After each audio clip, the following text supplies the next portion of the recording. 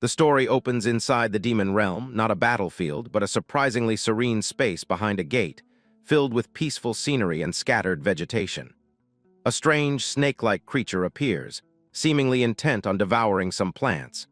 But these plants suddenly come to life. They're not ordinary flora, but radish-shaped beings called mandra who prepare to defend themselves.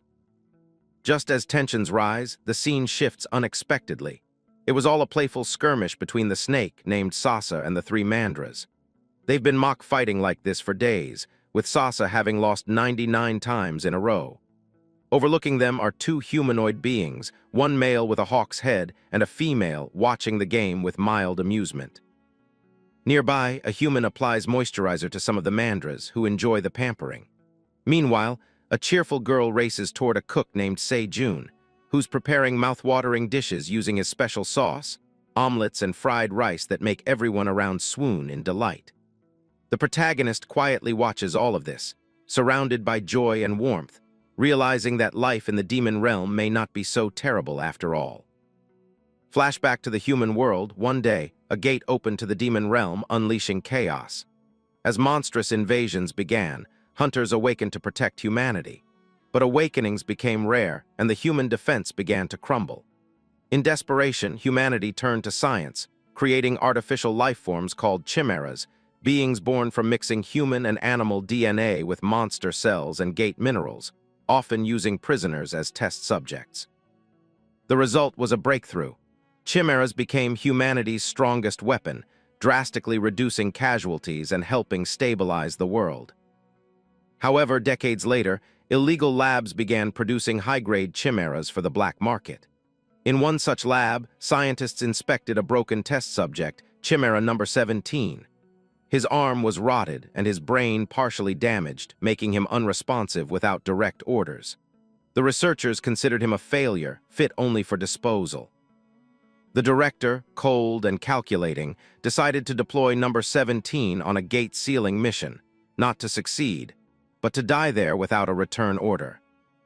Soon after, inside the demon realm, number 17 fought alongside a group of adventurers. But he didn't need help. He single-handedly obliterated monster after monster, using devastating powers like a spirit bomb to clear the battlefield. The adventurers were in awe, reduced to mere looters trailing behind his wake. Despite his damaged mind, number 17 showed unmatched strength and endurance. Days passed, the monsters kept coming, and yet the gate remained open. Eventually, the gate began to collapse. The adventurers prepared to retreat. One female hunter questioned whether they should bring number 17 back, given his crucial role in their survival. But the orders were clear: he was to be left behind. Her companion coldly reminded her that chimeras were emotionless tools. But number 17 had begun to understand. Even as he kept fighting, he realized no return order had come. As monsters overwhelmed him, tearing at his body, number 17 continued to defend the retreat route, fulfilling his mission to the end. Left behind and abandoned, he was ultimately destroyed. Later, the mission report revealed an astounding result. Not a single hunter died, and Chimera number 17 had defeated 1,823 monsters alone. At the moment of death, Chimera number 17 was remembering a forgotten past, which was vaguely appearing inside the Chimera's mind. He remembered, somehow, that he was once a complete human being and was abducted at the age of 9. A flood of images unfolded before his eyes, and even when the broken brain of the Chimera could not understand anything, he just watched everything silently. 80 years ago, he was born. Then, 70 years ago, he was inside an orphanage, fighting off the bullies that bullied him, and then getting punished when it was not his fault. It was then that he got out of the orphanage and tried living on his own, but it was too harsh. Some people came to abduct the little boy, chaining him and performing multiple experiments on him as a subject. Inside the illegal lab, he was chained down and given the number 17. He was administered S-class silk cocoon larva cells as the scientists waited for any reaction to appear. But even after multiple days, there were no side effects. Instead, 17 had gained special abilities. Still, his human appearance and consciousness were maintained because of his rare constitution. The scientists were happy, not ready to let go of the little boy, telling the others that they should keep transplanting cells until they saw a reaction and could find out how much his body could take. 64 years ago, even after administering multiple monster fluids, 17 was not showing any side effects and was instead gaining multiple abilities. Cleaning floors with the monsters while using his physical and mental abilities, along with having skills that were once only special to monsters. One such day, while defeating a monster, 17 saved a lady and her daughter, who thanked him for saving them. But just as he turned around, he started showing signs of forgetting the orders given to him. 59 years ago, the condition worsened, and 17 wondered about what he had just been doing. One scientist noticed that 17 was having trouble remembering things. The psychotic scientist, however, was happy because side effects had finally begun to show. 54 years ago, we see that the scientists were recording something, that after transplanting over 500 types of monster cells for over 50 years, 17 had become an S-class chimera, and now it was impossible to measure his potential. Number 17 was the research lab's greatest success. The latest event happened 20 years ago, as 17 transformed completely and was no longer human at all, not able to understand anything that was going on, only able to complete orders and do as he was told. 3 days ago, he was defeated by the monsters who flooded the gate, completing his mission but not able to retreat. But from the fluid secreted from 17, something strange started happening. A strange light fell onto a bone, which was part of 17. We come to know that the bone started gaining strange powers as it began rematerializing itself and forming a complete body. After a transplantation of a total of 527 types of monster cells, strangely and suddenly, 17 has been resurrected. His whole body is coming back and rebuilding itself slowly but surely, and he is turning back into a human, coming full circle. 17 was shocked, wondering if he had completely turned back into a human. But as he started using his monster abilities, they were not completely gone, and he realized that he was not entirely human, but instead had just regained the appearance of one. However, 17's brain was no longer broken, and he realized that quite some time had passed, and the research lab had not retrieved him. He knew that he was finally discarded. The experiment number on his wrist was gone too. The boy realized that now he no longer had ties with the lab. Then 17 remembered something. He had been injected with the abilities of an immortal-type monster, which was a monster phoenix. And as the core was not destroyed, the monster could revive up to 3 times. Even when 17 had thought that humans could not fuse with immortal cells, he had been wrong, and he was now certain that his body had been returned to its prime. He wondered if it was because all the side effects of the experiments had been eliminated that he was feeling great. Ever since it all began, he had felt like a fog was completely shrouding his mind. But now, all the spells that the scientists had put in place to prevent 17 from escaping or causing any resistance were gone. It was as if his life as number 17 was now over, and he could live as a human. It was then that 17 started remembering what his actual name was, because 17 was just a number assigned by the lab. He remembered that one really gentle scientist had given him a name, Ryuk, who was ready to help 1,000 people with his new abilities. Ryuk just smiled, wondering how a homeless orphan from the slums could help others. But now that he had abilities, it was possible. Ryuk wondered what he should do now that he had been resurrected. At first, he thought about revenge. But revenge only made sense if the target was right in front of him, and that was not the case. Ryuk had once thought about revenge, but now the events were so far in the past that his desire for it wasn't as intense as before. And as he had no way to enter the human world, he knew that if he lived long enough, he would probably run into them. So he decided to think about it when the time came. Now that he had come back to his senses, Ryuk noticed that he was completely naked, but it was none of his concern because he was in the demon realm anyway. He decided to try to live on like a real person, and the first thing he needed was to find clothes. Wondering when was the last time he wore actual clothes that felt good, Ryuk started moving toward a different place. As the scene shifted, we saw a beautiful landscape with a river. Ryuk thought about what he could make clothes out of since he had no materials. Just then, as he found the lake, he decided to look around for a bit. he saw a giant bird creature slammed to the ground, lifeless. Ryuk realized this was likely the result of a territory dispute among the various monsters. Even though the bird monster seemed quite strong, it had met its end, and judging by the lack of major wounds, Ryuk concluded that the bird had probably died from poison and not any physical injury. This was all in Ryuk's favor since he needed leather anyway. He immediately began transforming his hands into a blade like Alex Mercer from Prototype. As he had the abilities, he decided to go ahead. He remembered that back in the lab, they had taught him how to kill monsters properly. So he decided to cut the stomach in a straight line, then make incisions on the limbs to separate the leather. He decided to give it a try, but as soon as he stabbed the bird, the poison started spewing out and Ryuk completely inhaled it. To everyone's surprise, nothing happened to him. He thought it was just a bad smell and got a notification that there was no damage done. Still, he knew the smell and poison were bad, so he decided to wash it out. Then we saw some real censorship while the bird lay down. Ryuk was happy with his first attempt, as almost all the leather was extracted. The next step was to clear out all the poison from the leather so that it could be worn. But the boy was shocked to see that even though the leather looked soft, its material was heavy to lift and too stiff. Ryuk thought that maybe because it was monster leather, it was as stiff as iron plates. Just then he got an idea. He transformed his hands back to physical form and started slamming the leather with ferocious punches, not leaving any room for it to escape. The process he was doing was called tanning, which was used to remove hair, fats, and extra stiffness from the leather to make it soft. After multiple punches, the leather was finally soft and fluffy. Now Ryuk realized that he had found real industrial leather.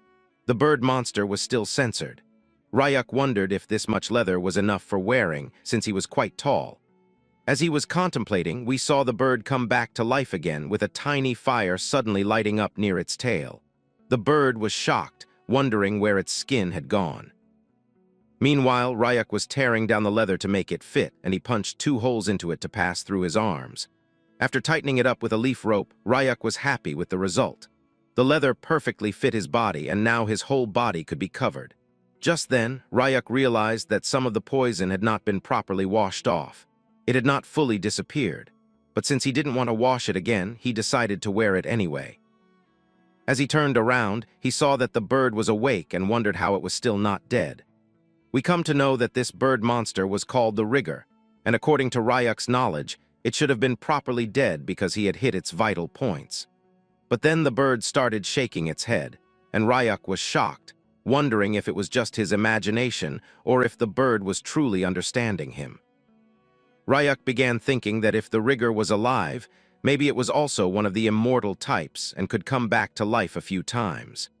In the past, Ryuk would have definitely killed it since he was a hunter. But since the opponent was already weakened and no longer a threat, there was no need for Ryuk to kill the revived bird. Our boy started laughing, telling the bird that if it understood him, then it should know that both of them were lucky, and since this was their second life, they should do their best to live well. And if their fates were intertwined, they might meet again somewhere. After saying these words, he turned around and started walking away. He entered a cave while thinking that now that his clothes were sorted, he needed a place to stay. Inside the cave, there were multiple ferocious monsters, and one large-looking centipede tried to attack Ryuk. But in front of his raw power, it was nothing. Ryuk didn't even care about it until he came closer, and just with one flick of his hand, the centipede was finished, its head separated from its ugly body. Meanwhile, Ryuk was contemplating that the cave was too dark, so he decided not to live inside it. The scene shifted to a heavily snow-falling area, like an avalanche. Multiple monsters were shocked because when they tried to attack Ryuk, it backfired. The boy thought it would be tough to find food, so he rejected the place too. Inside the forest, Ryuk was getting funny smells, and inside the swamps it was too humid. He even tried going into lava mountains, but it was too hot and hard for him to stay without sweating. So finally, after going through all these places, Ryuk came outside and started looking around the valley. He spotted a location that looked pretty nice. It had a waterfall and nearby water enough for survival. There were also wild monsters that were edible. Even Ryuk could never have imagined that the demon realm was this beautiful. He decided to take a closer look and jumped from a cliff down to the ground. He saw that the water was actually clear and there were plenty of fish. Even though they were monster fish, Ryuk knew he could capture and cook them on the spot. It would feel like camping for him. Since this place was like a natural fish farm, building a house nearby was not a bad idea at all. To add to the ambience, there were flowers, and the air was fresh, giving Ryuk a peaceful feeling. He finally decided that this would be the place to build his house. As the boy smiled, the scene shifted to another location nearby the valley, where a strange portal began sparking and opening, tearing through space. Someone came down at insane speed, crashing into the ground and kicking up a lot of dust. It was a small creature with robotic hands and red eyes, while a greatly evil aura emanated from him. As the robot looked around, he wondered if this place was the demon realm. Meanwhile, the scene shifts back again, and we see that Ryuk was looking at the spot where he was thinking of building his home, finding it good because he could also hear the sound of the waterfall about 10 minutes away. He finally decided to build his own house, and first, he needed a place to build it. So he used his powers of the Chimera to cut off multiple trees and to plane out the area a little so that he got a plain surface to build on and some wood to build with. He levitated multiple logs together and separated the good quality wood from the bad quality ones, knowing that it should be good enough. As Ryuk was walking around, he realized that the ground was too bumpy and needed cleaning up. So he slammed onto the ground with his monstrous whips and took out the tree roots with a jolt, clearing out the ground like a playing field. Knowing that the sunlight would come directly inside his house, he just moved his hands and feet according to what he felt. But still, the place was nice and clean. He started picking up the heavy logs and decided to choose the strongest ones and create pillars at the corners. After doing this, he was really having fun building his first house. Then he took slightly weaker wood and formed planks out of them and laid them onto the floor. For the walls, he decided to use mucus from the snail-type monsters, as he did not have any nails and needed to stick the logs together. He knew that whenever the snail mucus hardened, it became as tough as stone, and sticking the logs together with it would also work for waterproofing. For the finishing touches, Ryuk used his silk technique once again and threw it all around the place, making a net so that no one would come around his home, and if anyone dared to enter, Ryuk would come to know immediately. We see a really suspicious-looking house with a red aura emanating from far away, and just with 3 materials, logs, snail monster mucus, and silkworm cocoon thread, the house of Ryuk was finally complete. But it was still a bit disappointing because Ryuk felt like something was missing. He wanted to remember what a house looked like when he was a human. He remembered that inside the lab, they were taught by some people about a typical house and how it looked before the gates appeared. In the training videos, he saw that the humans always raised something in the yard, be it vegetables, flowers, or pets. But as you cannot find a dog in the demon realm, he decided to make a vegetable garden. But one question still remained. What could the boy even grow in the demon realm? Just then he remembered something, that there was a snow mountain nearby. So he thought he should plant some mandras from the mountains so that he had enough radishes. As the scene shifts, we see that Ryuk was in the snowy mountain once again, which was the mandra's habitat. It was around the summit of the snowy mountain where demonic energy was the strongest, so the mandras found it quite comforting. It was snowing at the whole place quite a lot, so Ryuk remembered that even on the day he was abducted to the lab, it snowed heavily, as if there was no end to it. Back then, it was so cold that Ryuk thought being kidnapped was rather a good thing. But just then he immediately got a realization that becoming a chimera does have its advantages, because now he did not have to worry about dying from cold or hunger. Ryuk noticed the demonic energy, which was at its peak, and he realized that he had finally arrived. As Ryuk analyzed the whole area, he saw a few leaves coming out of the ground, and he was thankful that he did not waste his trip because these were mandra's leaves. These mandras were delicate and vulnerable to stress, so they could die from even small environmental changes. Relocating them was a task, and Ryuk realized that young and adaptable individuals were probably better for it. He decided to take 3 roots for now, and as he took them out, he thought to himself that he should have covered his ears beforehand. But as he took out the mandra, he was shocked to see that the creature was cutely sleeping, and he thought there was something wrong with it. So he took out another one, and all three of them were actually sleeping soundly, not even waking up after being taken out of the soil. It was as if these cute creatures were talking in their sleep. Ryuk was familiar with the mandra scream, which was a phenomenon caused by humans cultivating mandras artificially.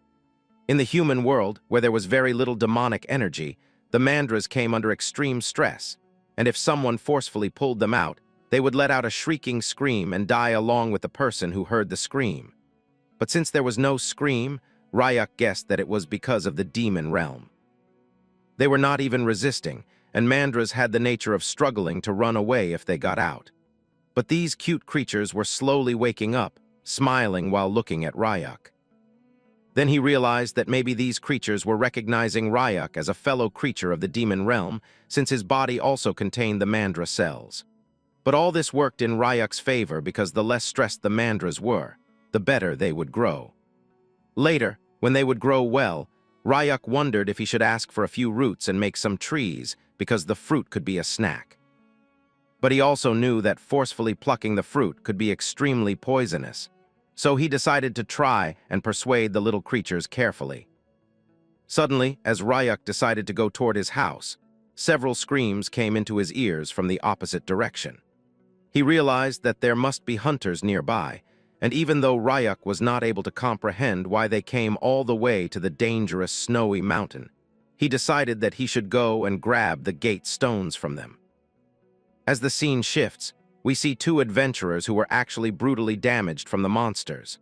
One of them was cursing his other team members, realizing that they had used them as bait and ran away. But the other immediately told the first one to pull themselves together because the monsters were coming at them once again. These monsters were filthy-looking rabbits with jaws that opened like octopuses. The man was somehow able to protect himself for a while by using a blue-colored force field.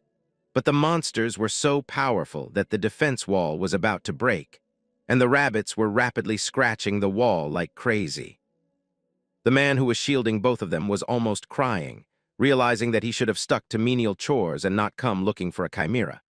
As the defensive wall broke down from the punches of the rabbits, the man screamed for somebody to save him, and just then, something dropped down from the sky, scattering all the snow around it. Even the deadly rabbits were shocked, and the adventurers wondered who or what it was. They were shocked to see the silhouette of a person coming out from the smoke.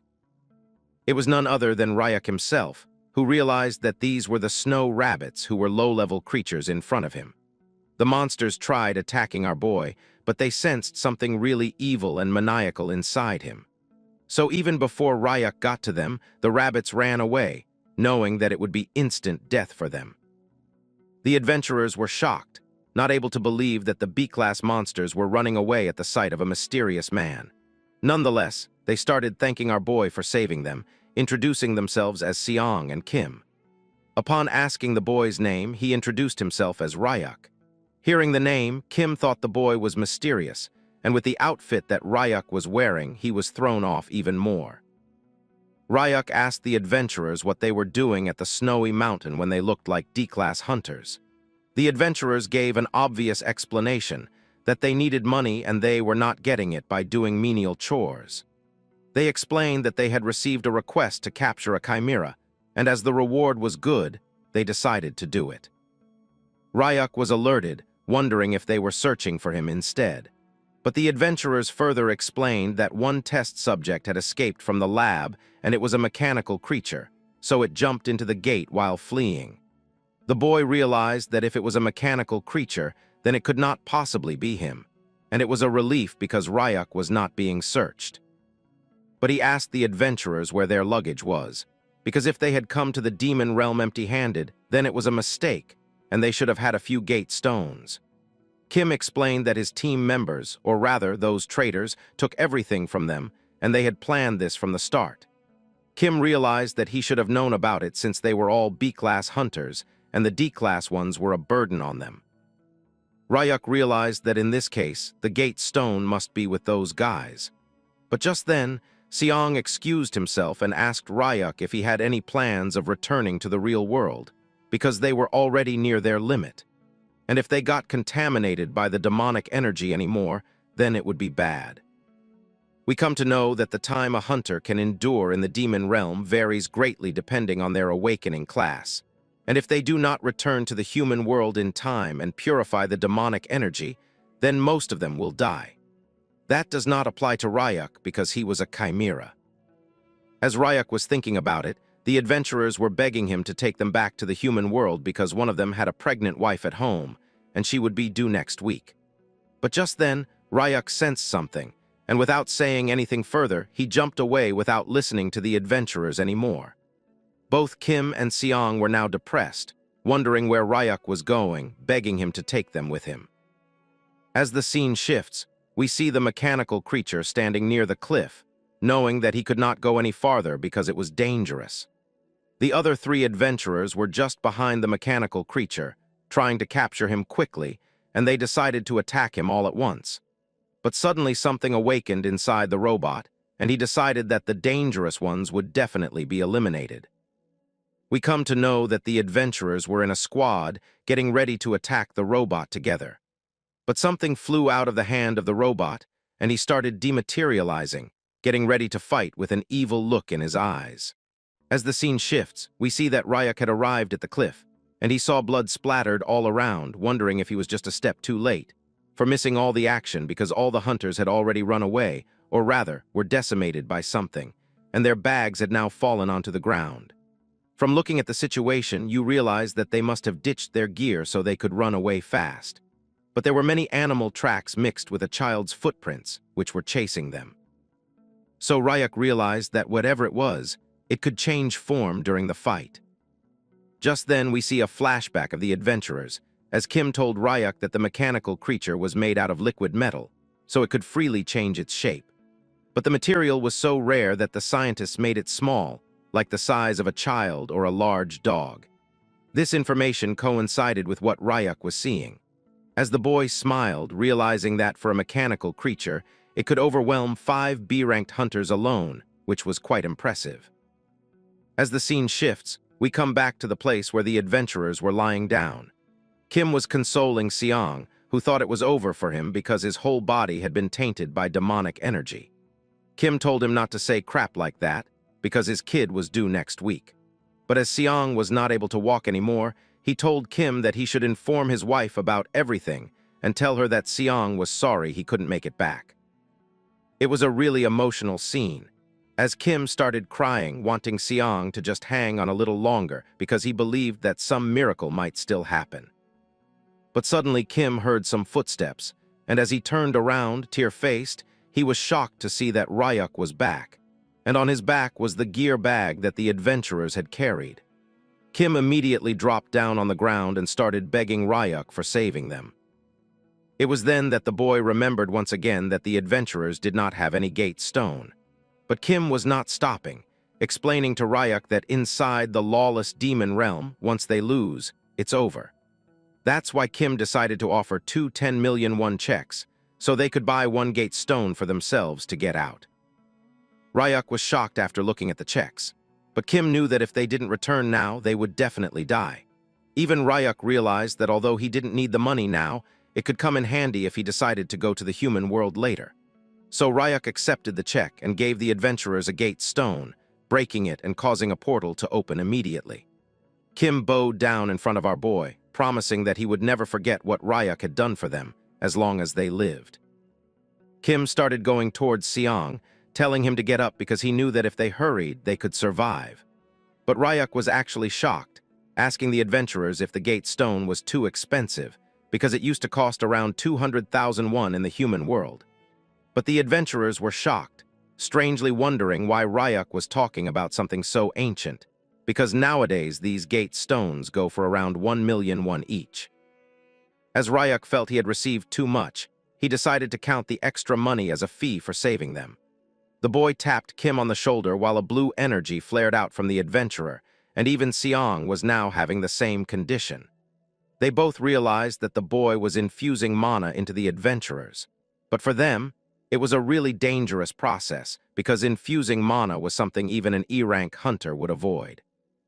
If the mana collided and tangled, then the mana core inside the person could shatter, and they would both die. Kim thought that if this continued, all three of them would definitely die. But in front of him, his friend was suddenly all right, and Seong was looking like a new adventurer, realizing that the demonic energy had been completely purified. The man immediately hugged Kim, happy that he was actually alive. The adventurers decided to go out from the gate immediately. Kim bowed down in front of our boy, promising the same thing as before, that he would never forget the favor. Both of them were shocked that Ryuk could purify demonic energy with mana, because it was only possible with overwhelming amounts of it. So they couldn't comprehend who Ryuk actually was. As the scene shifts, we see that the boy was still kind of disappointed after looking at his house, which looked straight out of a horror movie. But we see that Ryuk was just analyzing the place and was happy that no one had intruded while he was out. In his tiny, precious home, he wanted to go through everything he had looted because he knew that he had gotten some unexpected earnings which made for a satisfying outing. But as he turned down, he saw that the mandras were calling out to something, and it was just their little cries. Ryuk realized that their leaves were now getting droopy, maybe from all the travel. So the boy decided to plant them right away, thinking that the spot in front of his house would do. But still, even after being planted, the mandras were displeased. Ryuk realized that maybe these creatures didn't like the forced relocation, and that's why they were still looking unhappy. Or maybe they were just hungry from traveling without soil. So Ryuk decided to give them some mana, because it usually helps to power up creatures. After getting enough mana, the mandras were smiling once again like the cute creatures they were. And as they smiled, Ryuk was happy too, thinking it was successful. But as we get a back scene of the boy, we see that Ryuk was sensing some kind of aura, as two eyes were looking at him from behind the bush. It was none other than the mechanical creature itself, who was going around the boy and looking at him constantly. But Ryuk knew that if the creature wanted to do something, it would show itself, and there was no need to interfere. The boy stored the checks of money for later when he would need them, and decided to unpack all the stuff he had gotten. There were many things, including a portable burner and cooking set, which were essential gear for outdoor cooking, along with gate stones and spare clothes. There were 8 gate stones that let the user travel freely between the human world and the demon realm. And with the spare clothes, Ryuk had some extra wear, but he realized that they were contaminated and needed washing. The boy had also gotten 2 sleeping bags, so now he didn't need a bed to sleep. But suddenly Ryuk noticed that inside the bag was a bowl of ramen, and he remembered that the last time he had it was back in the orphanage. As he was hungry, he thought it was the perfect time to cook some ramen. He read the ramen cooking instructions and went out to grab some water. But just then, multiple monster fishes came attacking the boy. He was as calm as he could be, just like Lin, as he decided to flick the fishes lightly so they wouldn't get decimated. He thought that fish might taste good inside the ramen. And for eggs, he grabbed some monster eggs instead of actual poultry eggs, along with something crunchy to substitute the green onions and other toppings for taste. As the ingredients were ready, he decided to go back inside. But we see that the mechanical creature was also following our boy, and its stomach was rumbling like crazy as it realized that Ryuk was going to cook. On the other hand, the boy turned on the pocket stove and started cooking the ramen altogether with all the ingredients at once. Even though the instructions didn't say when he should add fish, he decided to just boil it all together for the taste. But as the cooking continued, a vicious smell was spreading all around his house, and the mandras were not able to breathe in such a suffocating stench. Even the boy wondered if this was how ramen was supposed to smell, but since he had eaten it a long time ago, he didn't know what was going on. Meanwhile, the mechanical creature was also getting attracted by the cooking smell. Wanting some too, it immediately transformed into a cute dog because it had seen in the lab that humans liked dogs, and those who looked pitiful would get help. So it started crouching on 3 legs, pretending to be injured and whining. But Ryuk immediately realized that it was the same mechanical creature who had been trailing him for quite a while, and now it had turned into a dog. Ryuk wondered if it was trying to lower the boy's guard and was pretending to be hurt to gain sympathy. But from its actions, Ryuk realized that the creature was just a clueless young specimen who was smiling after looking at him. As the boy wondered how such a thing could escape the lab and make it into the demon realm when it was so obvious, Ryuk just looked at the dog, telling it that the food was ready and that it would get some too. Both the dog and Ryuk looked at the ramen, which looked incredibly tasty to them, but it was as awful as it could get. As both the dog and the boy started eating, Ryuk began having flashbacks of how they ate ramen and how delicious it used to be. Due to the nostalgia, Ryuk forgot how the ramen actually tasted and still ate every bite of it, because it was the same as he remembered from his younger days. The ramen taste that Ryuk remembered from his youth was strong enough to overpower any other smell. After eating, it was time for the boy to clean up, and the dog started going away. But as the boy noticed something, he immediately called out to the dog, asking him if he wasn't limping from his left leg earlier. After hearing that, the dog realized that he had messed up and immediately lifted his left leg instead of the right one. As the scene shifts, we see that Ryuk had gotten near the waterfall and had finished doing the dishes, so he decided to do the laundry.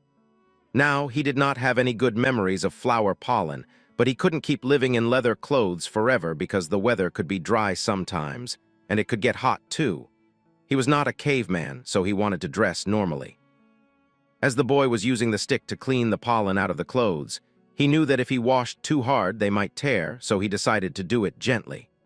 But with only a single smack of the stick, all the rocks were flung into the sky, and the ground broke, with the cloth being tattered into pieces. The boy made an oblivious face while thinking that since he had another set left, it was not a bad thing. But as Ryuk analyzed his surroundings, he saw that the mechanical creature had turned into a rock this time. He wondered why the creature kept lingering around. Even when he was eating ramen and doing the dishes, the mechanical creature was a fish, and when the boy was looking at the flowers that looked like forsythia, the robot had turned into a log. The mechanical creature was approaching the boy just by changing its appearance, without doing anything special. But just when the creature saw bugs, it transformed and started running away frantically. We come to know that the robot hated bugs, and from this, Ryuk realized that the mental age of the mechanical creature was probably under 5 years old. And with the awkward speech patterns it showed, Ryuk knew that the robot had a side effect from when a young chimera was forcefully injected with knowledge that its brain could not process. Even when Ryuk had spotted the now transformed robot, he acted like he saw nothing, and the robot wanted to hide as soon as it could. As the flashback ends and the scene shifts, we see that Ryuk was finally able to clean a piece of t-shirt, slowly but surely realizing that doing laundry for him was more difficult than he would have ever thought. But still, he managed to get it done. Now that he was looking at it, he realized that the t-shirt was small for him and he would not be able to wear it. Still, he decided to dry it up because, after all that washing, throwing it away would be a pity. As he needed to go and check the state of the mandras, he went away.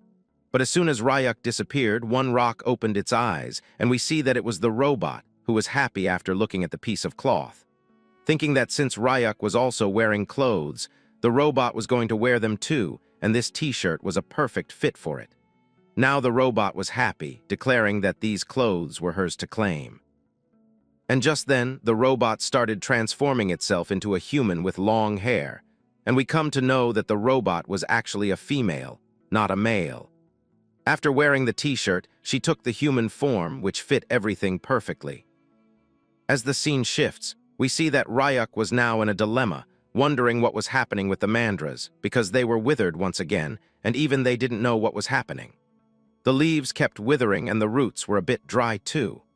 That was strange because the boy had pulled out weeds at the exact time, and all the weeds were already out of the field.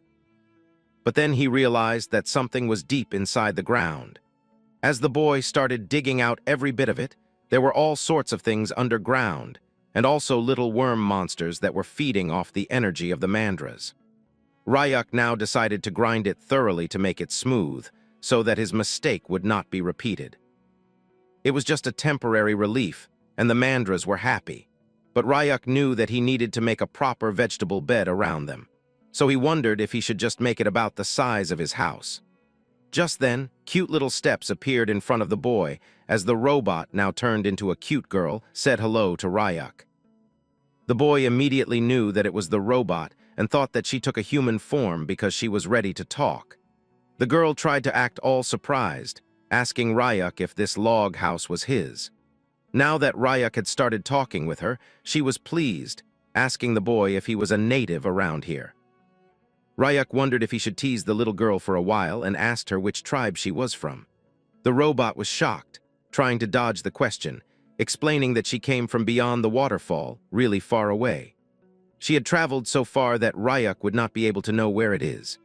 It was such an obvious lie that Ryak decided to have fun, asking the girl if she was from the coconut tribe just beyond the waterfall. Knowing nothing about it, the girl immediately shook her head, declaring that she was from the coconut tribe. But then Ryak immediately noticed that she was wearing the shirt that he had washed. The girl became angry, telling Ryak that in their tribe there was a rule: whoever picks something gets to keep it, so now the shirt was hers to claim. Ryak thought for a while and told the girl that she could have it. But then Ryak asked her why someone from the coconut tribe was so far away from them. Hearing that, the robot girl explained that she was expelled from her tribe and had a favor to ask. She screamed with all her might, telling Ryak that she wanted to live with him and would love it if Ryak would allow it. Ryak was shocked, asking the girl again if she was sure, and she mumbled, thinking that since there were no bugs around the place and there was a house, she thought it was safe, and that's why she wanted to live here.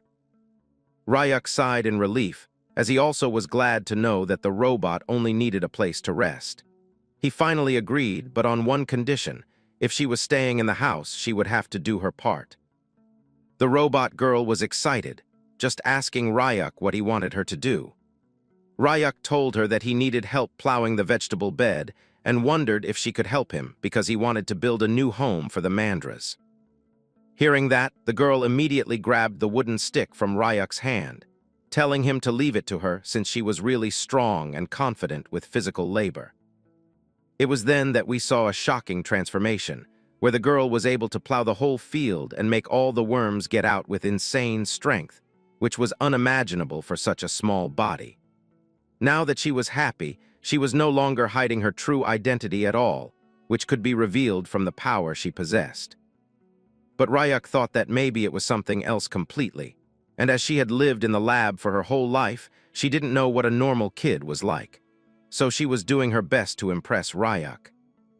The boy asked her about her name, introducing himself as Ryak, and this made the girl stop because she didn't have a name.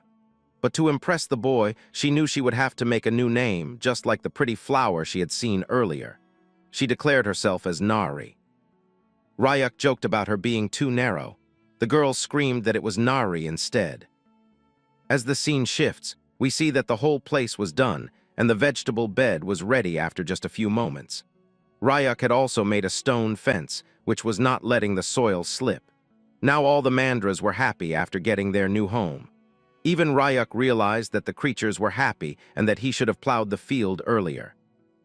But suddenly, Nari started crying, and Ryak wondered why she was crying all of a sudden. We then come to know that the Mandras who were playing in the field were reminding her of her friends. But Ryak was sure that there was no way those kinds of things existed at the research lab. Before he could inquire any further, Nari was stunned, and Ryak wondered what was happening. A dark miasma started coming toward the beautiful place, and the whole place turned into a red hell. Nari got down onto the ground, shivering, not even able to get up. Ryak told her not to be scared, because it was just the sound of monsters hunting each other. It was then that Nari revealed that before she came to the valley, she saw a monster that looked like a chick, and several monsters were attacking it. Even Ryak could sense that Nari was telling the truth, and somehow she was also feeling that the chick was hurting badly, as it had gotten bitten by some venomous monsters. Ryak explained that the chick was going to be eaten soon, because this was the demon realm, and it was a place only for the truly strong. But then Ryak suddenly asked the girl if she wanted to save that monster. As a chimera who was only able to follow orders, she told Ryak that she couldn't save the monster, even though her body was resisting it. Ryak immediately realized that the side effects of the mind control command were still lingering inside the robot, and it couldn't move according to its own will. Ryak wondered if he should help the girl a little, but in a way that didn't sound like a command. So instead of commanding, Ryak asked Nari if she wanted to go and check on the bird, because if she helped, maybe the chick could survive. Hearing that, Nari immediately flew away, telling Ryuk that she would be back after the lookout was done. As the scene shifts, we see that multiple ant-like monsters were attacking a cute little cotton ball of a chick. But before they could eat the bird, Nari came to the rescue, kicking each and every monster that was coming toward the small creature. The girl was determined to save the bird. She remembered her past, when she was still the robot and everyone else hated her because she was placed first once again in a ranked match. They knew that at this rate, everyone else would be used for high-failure experiments. Just to save themselves, they started bullying the mechanical robot, telling her to let them live too. They told Nari that if only she weren't there, then their lives would be different. To the robot, it was completely nonsensical because she was only doing as she was told, and still she was getting punished. But now, she was determined not to be like that anymore, because bullying someone in large numbers was really bad, and the monsters were doing just that with the cute little chick. Nari gave a ferocious blow to all the monsters, decimating them. Meanwhile, Ryuk was supplying energy to the Mandras, but suddenly the girl came back, calling out to Ryuk. As he turned around with a smile, he saw that Nari was crying, because the chick she had saved was not getting better at all. But the moment he saw the bird, Ryuk remembered something. It was about the giant bird he had slain once. He immediately felt that he had seen it somewhere. Meanwhile, we see that Nari was crying because the chick wasn't waking up. It was looking bad to her, and she wondered if the creature was dying. Ryuk decided to take a look himself and used his mana to infuse into the chick. He came to know that, luckily, there were no fatal injuries. We learn that each monster's energy holds a story, and the bird that he had skinned had now shrunk and gotten lighter in color.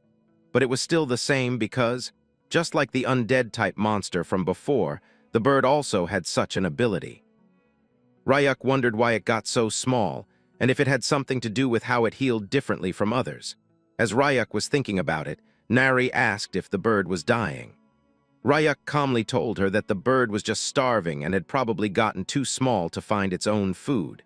He explained that he gave it some mana, so it would heal on its own if left alone. However, after looking at the injured chick, Nari wasn't ready to leave it alone because she had been treated the same way before. She thought that if they left the bird, it would die because it was all limp like a rice cake.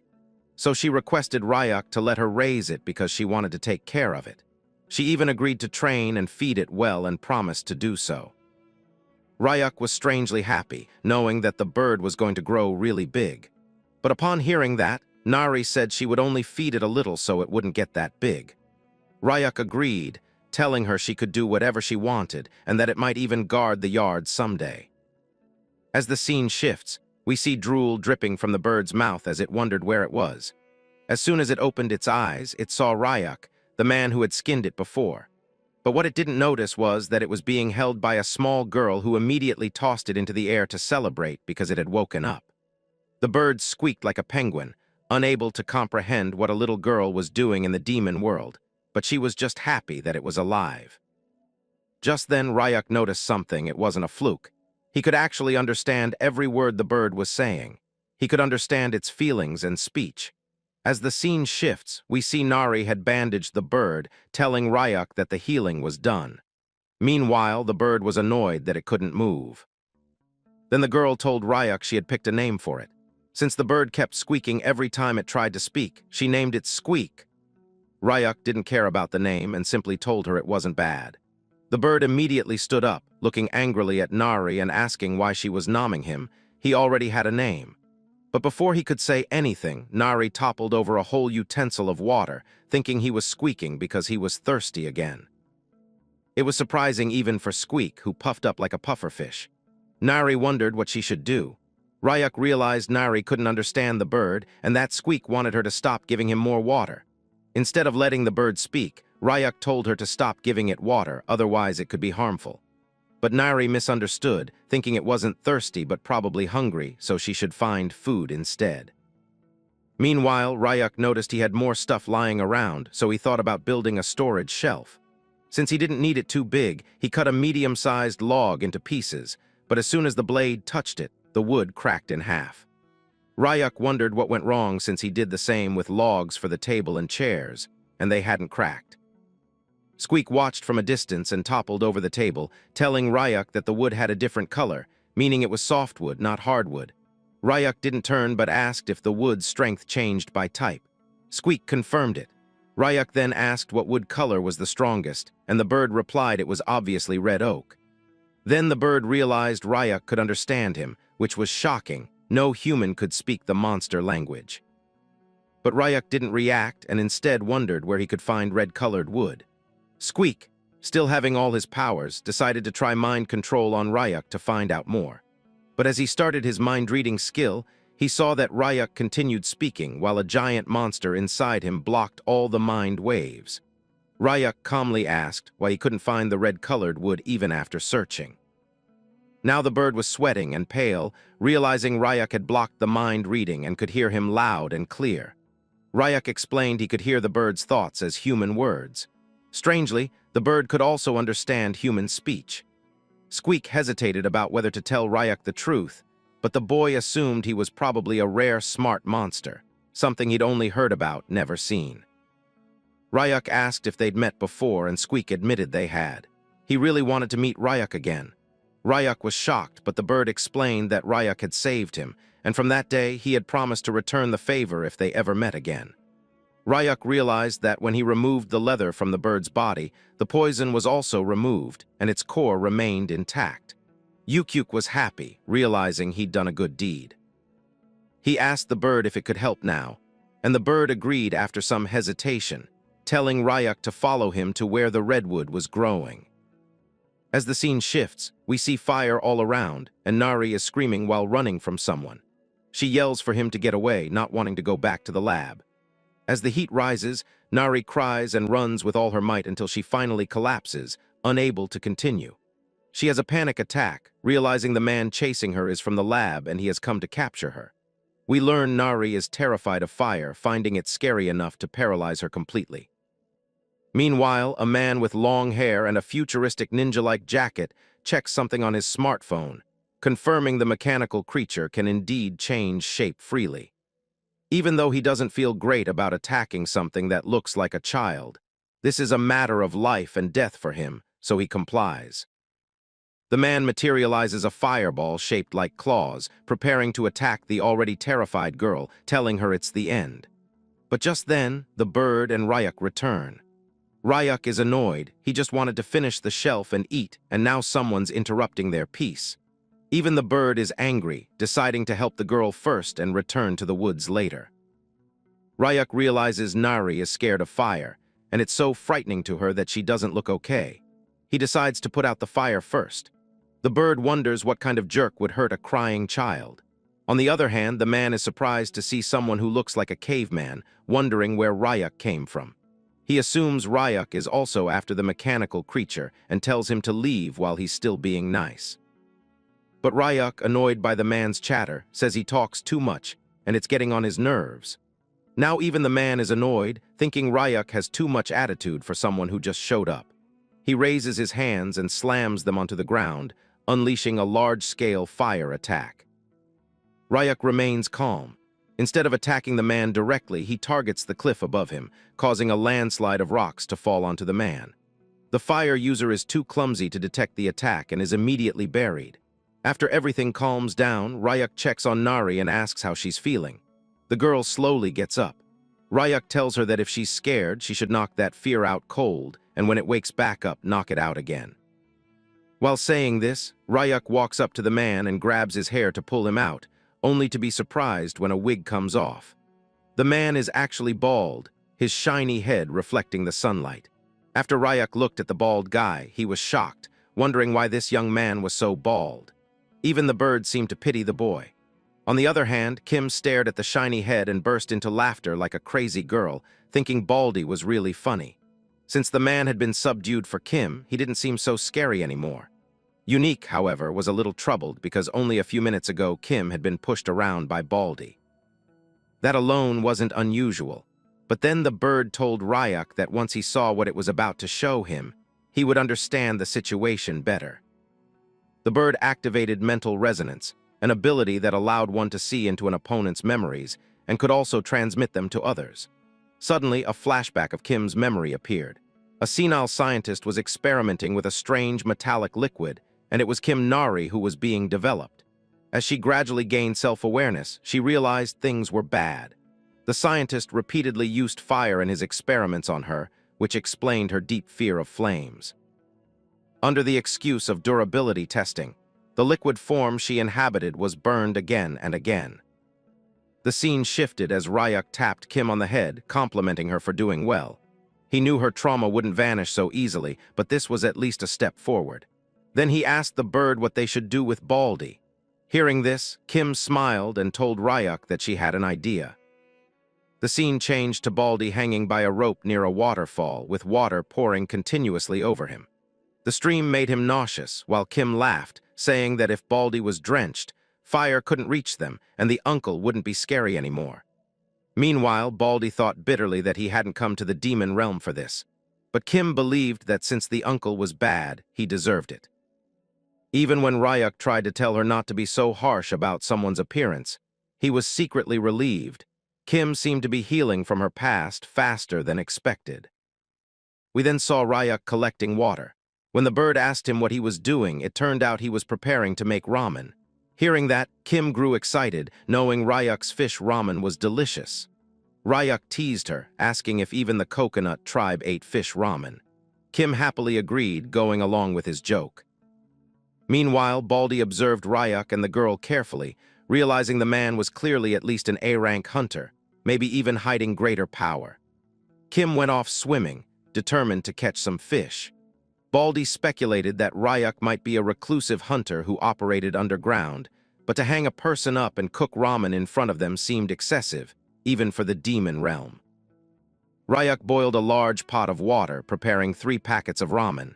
Soon after, Kim returned with 3 fish that had actually tried to eat her but failed. Ryuk told her he would only use one, so they should release the others. Excited, Kim agreed, urging him to put it in quickly. Baldy, still hanging, was stunned. If Ryuk boiled the monster fish for ramen, the broth would turn out incredibly fishy and lacking flavor. On top of that, the water ratio wasn't right for proper ramen. He wondered if Ryuk even knew what ramen really was. Kim, however, was too thrilled to care. Then suddenly all 3 of them froze as a voice called out, telling them to wait. It was Baldy himself. He said if they freed him, he would cook the ramen for them. The scene shifted to the hunter at the cooking table, tearing open a ramen packet. For some, it might just be ramen, but for him right now, it was life or death. His survival depended on it, with 2 powerful beings and a mysterious bird watching him.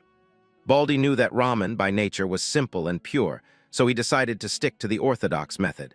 After all, he had no real cooking knowledge and usually survived on convenience store meals. Trusting his instincts, he measured the water as best he could. With 3 portions, he didn't have much choice. He added the noodles and soup base to the boiling pot, setting the cooking time to exactly 4 minutes and 30 seconds. His reasoning: his heartbeat was 60 beats per minute. By counting to 270 beats, he believed he could time the ramen perfectly. At that moment, Baldy was more focused and serious than he had ever been. After the 270 heartbeats were over, Sejun immediately took out the ramen and gave the noodles an air shower. Exposing them to the air made them springy and soft. He knew that kimchi would have been the perfect side dish, but since they were in the demon realm, he did his best with what he had. With that, he felt no regrets. We then learned that the bald man's real name was Sejun, and his pure ramen had attribute points. Taste 90, carbohydrates 24, protein 18, calcium 20, and fat 20. After finishing, Sejun wondered if Ryuk and the others would even bother trying it. But to the 3 of them, this ramen was unlike anything Ryuk had ever cooked. At first, they ate it with skeptical expressions. But once they chewed, their doubts vanished. They felt as though they had ascended straight to the highest floor of heaven, where fairies danced in the air without a care. This was the taste of purity. Kim was shocked, asking Ryuk if it was always this delicious, while Birdie wondered if humans always ate food like this. Ryuk himself was surprised too, but decided to eat quietly and think about it later. By the time the pot was finished, Birdie's belly was swollen and he kept burping. Even so, Sejun nervously asked Ryuk and Kim if the ramen had been to their liking. Kim was disappointed because it was already gone. Ryuk, on the other hand, went straight to the point. he asked Sejun what he wanted. Sejun was caught off guard, but Ryuk explained that since the ramen was so delicious, he felt bad about eating it for free. As thanks, he would grant Sejun a request as long as it was something he could give. At first, Sejun was reluctant, but then he decided to seize the chance. He dropped to his knees and begged Ryuk for guidance. He introduced himself as Hunter Sejun and said he wanted to become as strong as Ryuk himself. Ryuk was stunned, wondering why he was suddenly being treated like a teacher. Sejun explained that Ryuk was the strongest hunter he had ever met, and since he had even built a house here, Sejun assumed he would be in the demon realm for long-term subjugation. In desperation, Sejun even tried to impress him with lies, claiming he could cook other dishes and had certifications.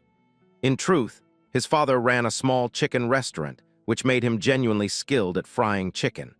He offered to act as their supply shuttle, bringing clothes and goods from the human world in exchange for lessons. He was even willing to pay whatever Ryuk asked if it meant he could receive guidance and eventually reach A rank. But suddenly, Ryuk thought of something and asked Sejun why he had attacked Kim. Was it only for the bounty or something else? At first, Sejun hesitated and asked if Ryuk meant the machine creature. Ryuk told him to play along, and Sejun complied. He explained that he wasn't after bounties, not even Kim Nari. All he truly wanted was to pass the hunter promotion exam, nothing else mattered. Hearing this, Ryuk told Sejun to stand up.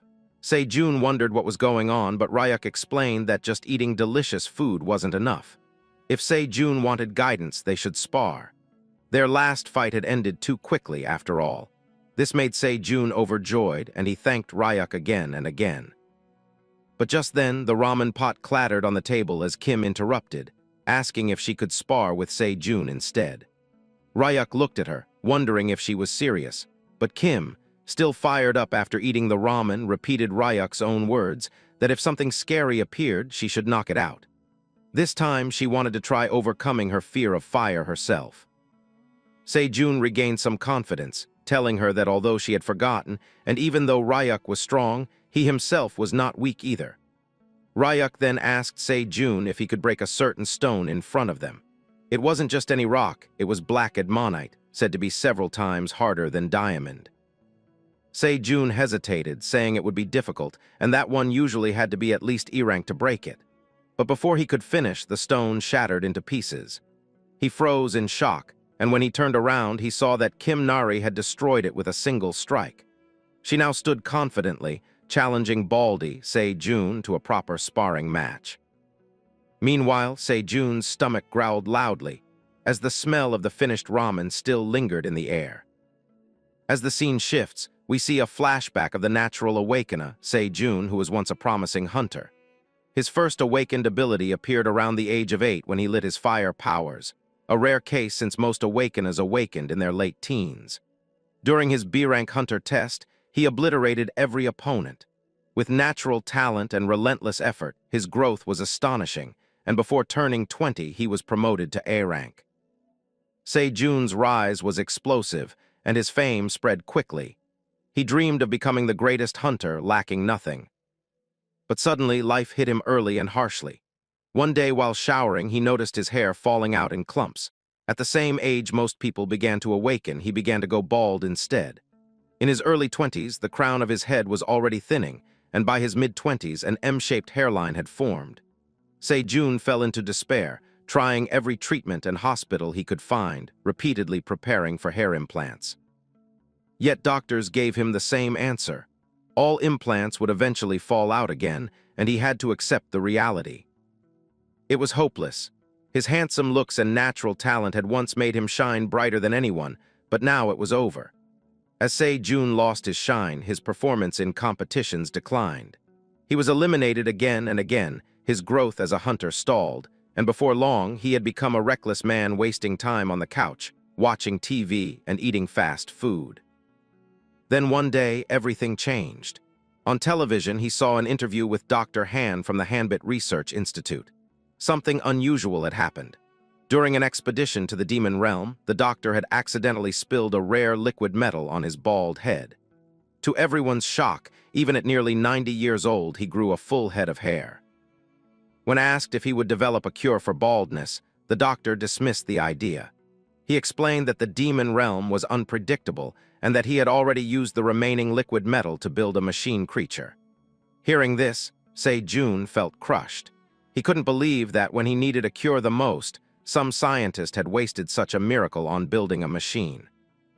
A few days later, reports announced that the Hanbit Research Institute had lost control of that very liquid metal machine creature. Since the demon realm had no laws, whoever found it first would own it. Se-jun resolved to find it himself, determined to dump the liquid metal over his head and regrow his hair. With that, he entered the demon realm, and the rest of the story unfolded as we already know. The scene shifts back to the present. Se-jun was lying on the ground, realizing that the kid in front of him was far too strong, while Kim-nari laughed because she had won yet again. Birdie was stunned, noting that Se-jun hadn't landed even a single clean hit. Ryuk decided that if Se-jun kept performing like this, he would no longer spar with him. Hearing this, Se-jun's eyes burned with determination as he resolved to do better. Meanwhile, Ryuk had just finished building a sturdy storage shelf from redwood, thanking Birdie for the idea. As Ryuk glanced at Se-jun, he noticed something. Despite taking so many blows, the man looked refreshed. Perhaps it was because he had taken off his wig. In an instant, Se-jun conjured a spear made of fire and prepared to fight Kim-nari once again. Even Birdie admitted that Se-jun's fire control wasn't bad, though he was still losing to a child. Ryuk explained that Kim wasn't an ordinary child. In the next clash, Se-jun charged toward Kim-nari, determined to win this time. Just as his flame staff was about to strike her, she completely transformed into her liquid metal form, evading the attack with ease. Then she rematerialized into her human form and kicked him hard, sending him flying several meters before crashing down, splitting the rock nearby with a massive crack. Kim-nari laughed again, proud that she no longer feared fire, and it was all thanks to Se-jun. The man lay there, wondering if this was the limit of his life as a B-rank hunter with no more techniques left to use. Yet he refused to give up. Deep down, he knew that only in the demon realm could someone like him, who was often seen as a failure, still have a chance. He was not a man who knew how to surrender. So he stood, looked at Kim-nari, and called out once more, asking for just one more round. But suddenly, before the round even started, Se-jun began to have a nosebleed. Seeing this, Ryuk asked how long he had been in the demon realm. Se-jun answered that it had been 9 days. Ryuk explained that with his current rank, staying any longer would kill him from mana corruption, and that he should return immediately. Se-jun wanted to stay, but he knew he had no choice. Ryuk then complimented him, saying he had the potential to reach A rank if he worked hard. At first, Se-jun did not believe him, telling Ryuk that he had failed the A rank test 6 years in a row. In reality, failing 3 years in succession usually meant there was no chance of improvement. But Ryuk assured him that his mana had not yet fully matured, and he should not give up. Hearing this, Se-jun nearly cried. Ryuk added that before returning he should purify his mana properly. Se-jun had no words but gratitude, thanking Ryuk and Kim-nari again and again, promising that he would give his all and asking them to watch over him. Ryuk also decided to help raise Se-jun up to A rank. As the scene shifted, the group was getting ready to return to the real world. Se-jun wondered if they needed anything besides ramen itself, but Ryuk told him it was enough for now. Se-jun prepared to leave and promised to return to the demon realm soon. As he stepped through the portal, Kim-nari told him to take care, and in return he told her to train well, promising to beat her the next time. Then suddenly, he remembered his wig and asked Ryuk if he had seen it. Ryuk denied it, saying he hadn't. Se-jun wondered where it had gone, but decided to check for it after returning. Meanwhile, Birdie wore a serious expression. Ryuk asked what he was thinking. Birdie explained that if Se-jun were to betray them, it would be dangerous, since he could bring other hunters back to capture Kim-nari. Ryuk reminded him that he could read memories if he wished, and he had already confirmed that Se-jun's desire to grow stronger was real, and his baldness genuine. Knowing the man's sincerity, Ryuk believed Se-jun was worth training. Kim-nari, still puzzled, finally asked Ryuk if he could really understand whatever Birdie was saying. Ryuk realized he had never mentioned it, and explained that he could indeed understand Birdie. He even told her that he had built the storage shelf with Birdie's advice, which was why it looked so neat. Still, Kim thought the place was a little too dark. Ryuk transformed his hand and cut a section of the wall to make a window. But just then, he saw a laser cutting through the wood on the other side. Kim Nari had already created her own window with Birdie's help.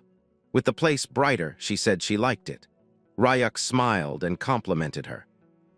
He also explained that if Kim liked having a window, they would need a light source for the night. She asked how they would manage that, and Ryuk told her about a material called luminous glow stones, which gave off light in the dark. If they gathered a few and hung them from the ceiling, it would brighten the whole room. Birdie was shocked and asked if Ryuk even knew where to find them. Ryuk simply smiled, saying there were some in the volcanic region. Birdie warned that the volcanic region was one of the most dangerous places for hunters and also his own hometown. While saying this, Birdie looked sad. Ryuk wondered why returning home gave him such a long face. Suddenly, Kim Nari grabbed Birdie's cheeks, saying his voice sounded strange and asking if something was bothering him. Birdie, choking, realized how sharp she was to catch on so quickly. Ryuk explained that Birdie was worried about the danger of the volcanic region, so Ryuk would go alone while the others stayed behind. But Kim refused, saying she was no longer afraid of fire and wanted to go with him. Ryuk laughed, surprised at how quickly she had overcome her fear. He then asked Birdie if he was prepared to come too. With a resolute look, Birdie said he had things he needed to do in his hometown, so he would go as well. Ryuk nodded and began preparing his powers, saying it was decided, but they would first need special gear for the volcanic area. Meanwhile, in the mandra fields, a wig was thrown around playfully by the mandras. The scene then shifted to the fiery volcanic region, where eruptions shook the land, and a huge monster slowly emerged from the lava, roaring into the air. The volcanic region was one of the top 3 most avoided places in the demon world by hunters. Volcanic ash constantly filled the air, tearing at their skin, while concentrated toxic gases and dense demonic energy made breathing nearly impossible. It was such a dangerous place that almost nothing about it was known in the human world. Birdie explained all this as they moved, but he was left in shock when he noticed Kim stepping directly into the lava, kicking it as if it were water and laughing like it was fun. Ryuk also realized that Kim was literally playing with fire. Birdie knew she was originally a mechanical being, so it was somewhat normal for her, but what unsettled him was how Ryuk could also withstand the deadly atmosphere without issue. When Birdie asked about it, Ryuk smiled slightly and revealed that he was actually a chimera hunter.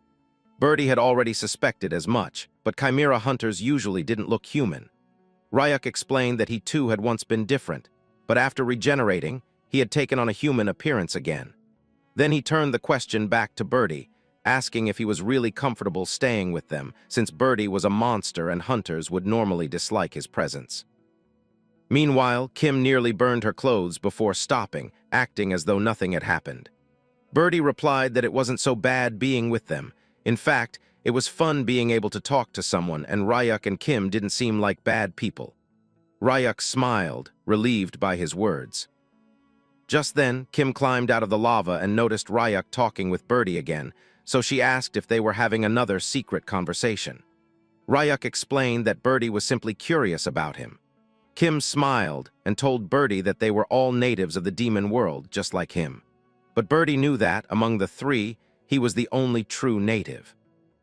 As they continued walking, Birdie explained that luminous glow stones were usually found near lava vents. Soon after, Ryuk spotted some near a crater and realized they were close. Kim, on the other hand, ran toward a cliff where lava was flowing and stood on top, eager to see more.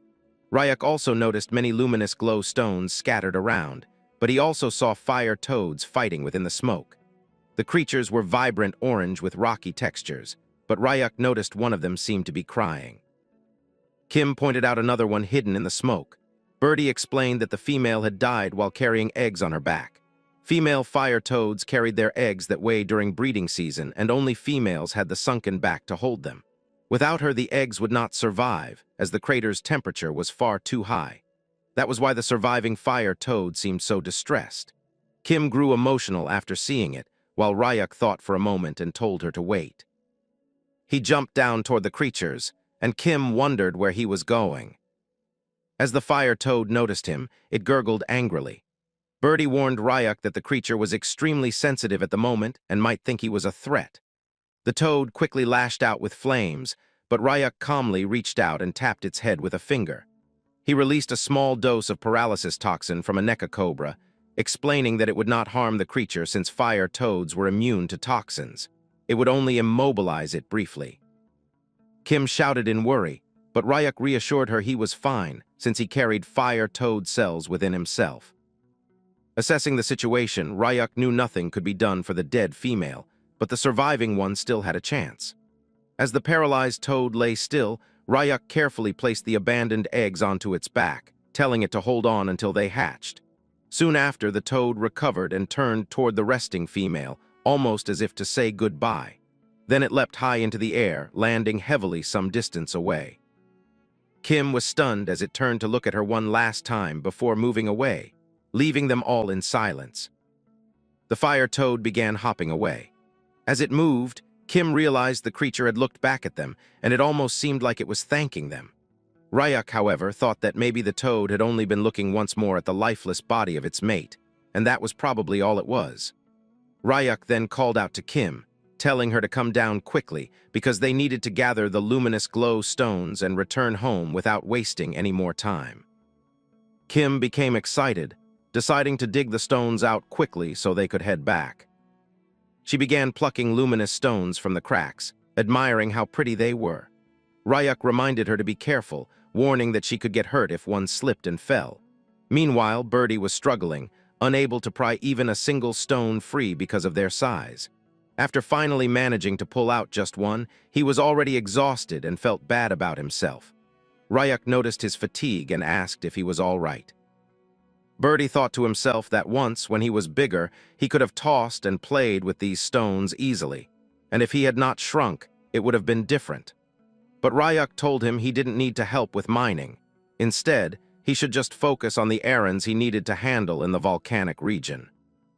Rayuk also mentioned that Birdie had brought gifts since he would be meeting his friends. Birdie immediately became flustered, squawking at Rayuk and asking what kind of friends a monster could even have since he never planned to meet them. He insisted the gifts were only something to leave behind, but Rayuk noticed his shyness and suggested that maybe Birdie missed his own kind. After all, intelligent monsters were different from the usual ones. Birdie quickly denied it, explaining that he wasn't missing them, only regretting that he had left without saying goodbye. He thought about how gaining intelligence had its good points, but also many downsides. In the land of one-eyed monkeys, he would have felt less lonely if he had never learned language. Because of that, he had left the group and lived alone. Perhaps his kind didn't even know he was gone, since they never had any sense of companionship or comradeship to begin with. Even so, Birdie grew frustrated while trying to pull out another luminous stone. Kim encouraged him cheerfully, and finally one stone came loose from the cracks, but with it came a sharp cracking sound. Kim turned toward the noise and realized it wasn't just rocks breaking, it was an egg. She saw that it was a monster egg, though she couldn't tell what species it belonged to. The shell was already broken at the top, and after looking closer, she thought maybe the crack had been caused when Birdie's stone hit it. Rayuk explained that normally, the baby inside should break the shell on its own, since that was how they grew healthy and strong. Kim wondered aloud what they should do, then finally declared that they should take the egg with them. If they left it here, it would only end up roasted. Birdie was stunned by this logic and disagreed with her decision, but Rayuk remembered there was a perfect spot nearby that could serve as a nest. Since he was also curious about what was inside, he thought they had no choice and agreed to take it. Kim immediately volunteered to carry the egg, but Birdie was against it. He asked Rayuk if he was serious, pointing out that he had never seen an egg like this before. What if something dangerous hatched from it and Kim was put in danger? But Rayuk only smiled and told him not to worry, promising that nothing bad would happen as long as he was there. Birdie finally relented, saying that if it was Rayuk himself making the decision, then it would be fine. After deciding to take the egg, Rayuk told them they would mine a few more luminous glow stones and then return home quickly. Once the work was finished, the scene shifted. Rayuk, Kim, and Birdie arrived back home, only to find Se-jun waiting for them. He looked at the three, wondering where they had been and why Rayuk had returned so soon. Instead of pressing him, Se-jun simply stepped forward and offered to carry Ryuk's luggage. Rayuk handed it over but warned him it was heavy. Se-jun, confident in his strength, still found the bag impossible to lift and wondered what on earth Ryuk had been carrying to make it so heavy. Looking closer, Ryuk noticed Sejun's face was damaged and wondered what had happened to him. Meanwhile, back in the volcanic area, a giant packet of ramen had been left behind by Birdie as a gift. His monster friends were eating and dancing around it, completely absorbed in the flavor. As the scene shifted, Ryuk wanted to know from Sejun what had happened to his face and if he had gotten into a fight. Ryuk had never thought of him as the type who would end up beaten, yet according to Sejun, he often got hit by Kim back in the demon realm. Without giving a proper answer, Sejun quickly ran off, calling out that he was hungry and urging Ryuk to hurry with the meal. The focus then moved to Ryuk, who was busy carving luminous stones. Kim came over and asked him what he was working on. Ryuk explained that he was making fluorescent lights by carving alumina stones, adding that if they were to be used for a ceiling, it would be nice to make them look pretty. Kim suddenly realized something and told him he was really smart, not only because he understood what he was doing, but also because he explained it clearly. On top of that, she said, he was kind-hearted, almost like a father figure. Ryuk smiled at her words and asked if her father was still doing well in the coconut tribe, reminding her of the lies she had told before. Kim nodded quickly, agreeing that her father was fine. Time passed, and by sunset the air grew warm enough that Birdie felt as though his body was melting, though not as much as it had in the volcanic region. Just then, he was surrounded by strange figures with glowing red eyes, blocking out the setting sun. They were none other than the Mandras who attacked him while he slept, using their new formation technique called the Mandrake Triple Fusion Rolling Splash. The attack, however, was ridiculous, bouncing harmlessly off Birdie's squishy stomach. He woke up, confused about what had just happened, while the Mandras celebrated what they believed was a successful strike. Kim, watching from the side, wondered why the Mandras were even picking a fight. Perhaps, she thought, it was because Birdie had wandered into their territory. Before anyone could dwell further, a voice called out. It was Sejun, thanking them for waiting as he arrived with a new dish. He had prepared a delicacy called inarazushi, a sweet and sour treat popular with children. The dish looked tasty, cut open to reveal meat and rice filling inside a crunchy shell. Though simple, it looked quite presentable. Birdie complimented Sejun, saying it looked decent even if he didn't fully understand what it was, and Sejun encouraged everyone to dig in. But before they could eat, Ryuk grew serious. He asked Sejun again what had really happened to his face. The scene shifted once more, revealing the truth. Sejun explained that when he went to the Hunter Association to apply for the screening test, he had run into some A-ranked hunters. They mocked him for trying for the 7th time, and when he fought back, he was beaten down. Kim didn't seem to care much, asking only if there was more food. Sejun admitted he felt miserable, bullied for being a B-rank who kept trying despite constant failure. The bullies even taunted him, saying his pride had fallen off along with his hair, that had been the final blow. Ryuk, who had never realized this, had always assumed Sejun simply preferred a buzz cut. Now he felt guilty for asking about it at all. Wanting to change things, Ryuk asked Sejun when his next promotion test would be. Sejun said it was scheduled for next month, maybe within 60 days. Hearing that, Ryuk stood up and declared that they would begin special training for him starting immediately. Sejun couldn't believe it at first, but quickly promised to work as hard as he could. Ryuk then announced that Sejun would take over dishwashing from Kim and would also need to wash the lumina stones they had collected, since they were covered in volcanic ash. Sejun was confused.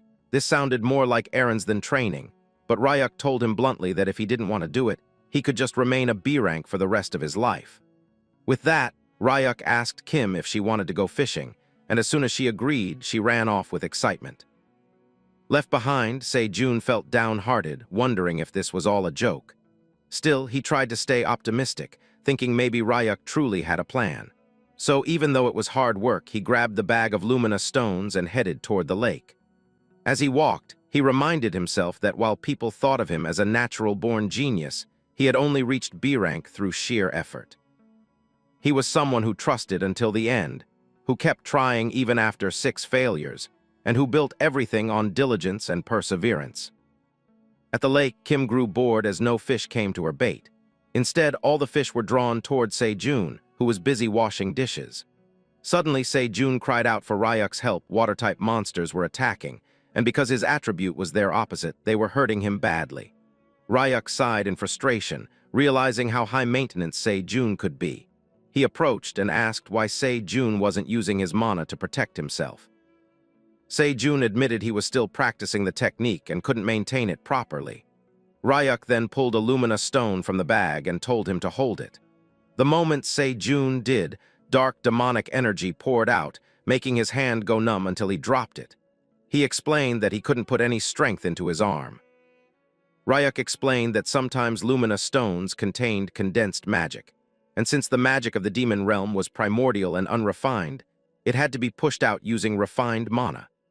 Ryuk assured him that he already had enough mana within his body. He was just clumsy at handling it.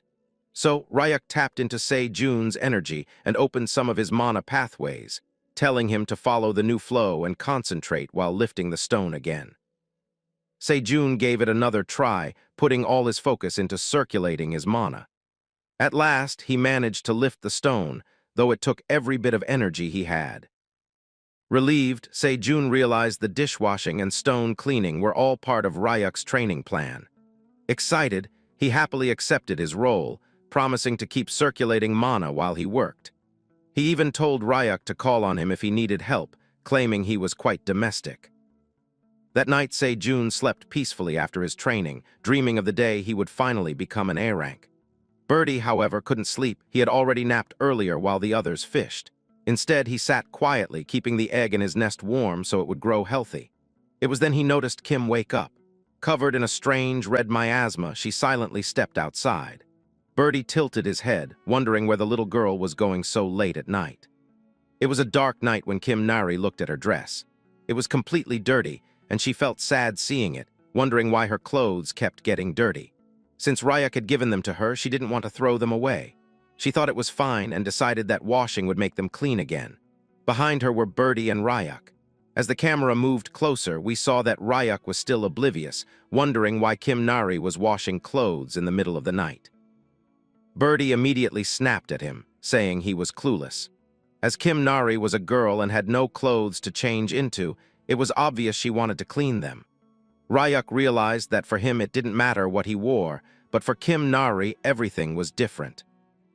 Near the lake, Kim Nari was happy because the stains were finally gone. Ryuk knew that as the girl was still a kid, she needed other things, and maybe he had been too careless. But Kim Nari was already happy because now, after washing, her clothes were stainless and looked perfect. She was surprised to see both Birdie and Ryuk coming towards her, trying to act nonchalant. Ryuk started talking about how nice the weather felt. Kim Nari asked Ryuk what he was doing near the lake, and he lied, telling her he was just walking Birdie out, asking if she was out for a walk too. Kim Nari decided to play along, nervously walking around so they would believe her. Then Ryuk told the girl to hold on a second and started tying long, strong leaves like a belt while adding a flower. After that, Kim Nari's dress looked similar to Ryuk, and she found it really pretty because it resembled his. The boy even gave her the Sathya flowers that were his favorite. Suddenly, something started rustling in the bushes. Hearing that, Kim Nari became scared and came closer to Ryuk, wondering what the noise was. Ryuk analyzed the area and just smiled, telling the girl not to worry because it was only a bug. We saw that it was a steel grasshopper, a B-ranked monster. The sudden sound scared Kim Nari, but Ryuk asked if she needed anything like clothes or shoes. The girl was already happy because Ryuk had given her a dress and she really liked it. Ryuk was moved by this talk and told the girl it was good to hear. As the scene shifted, we moved near District 30 in the slums of the human world.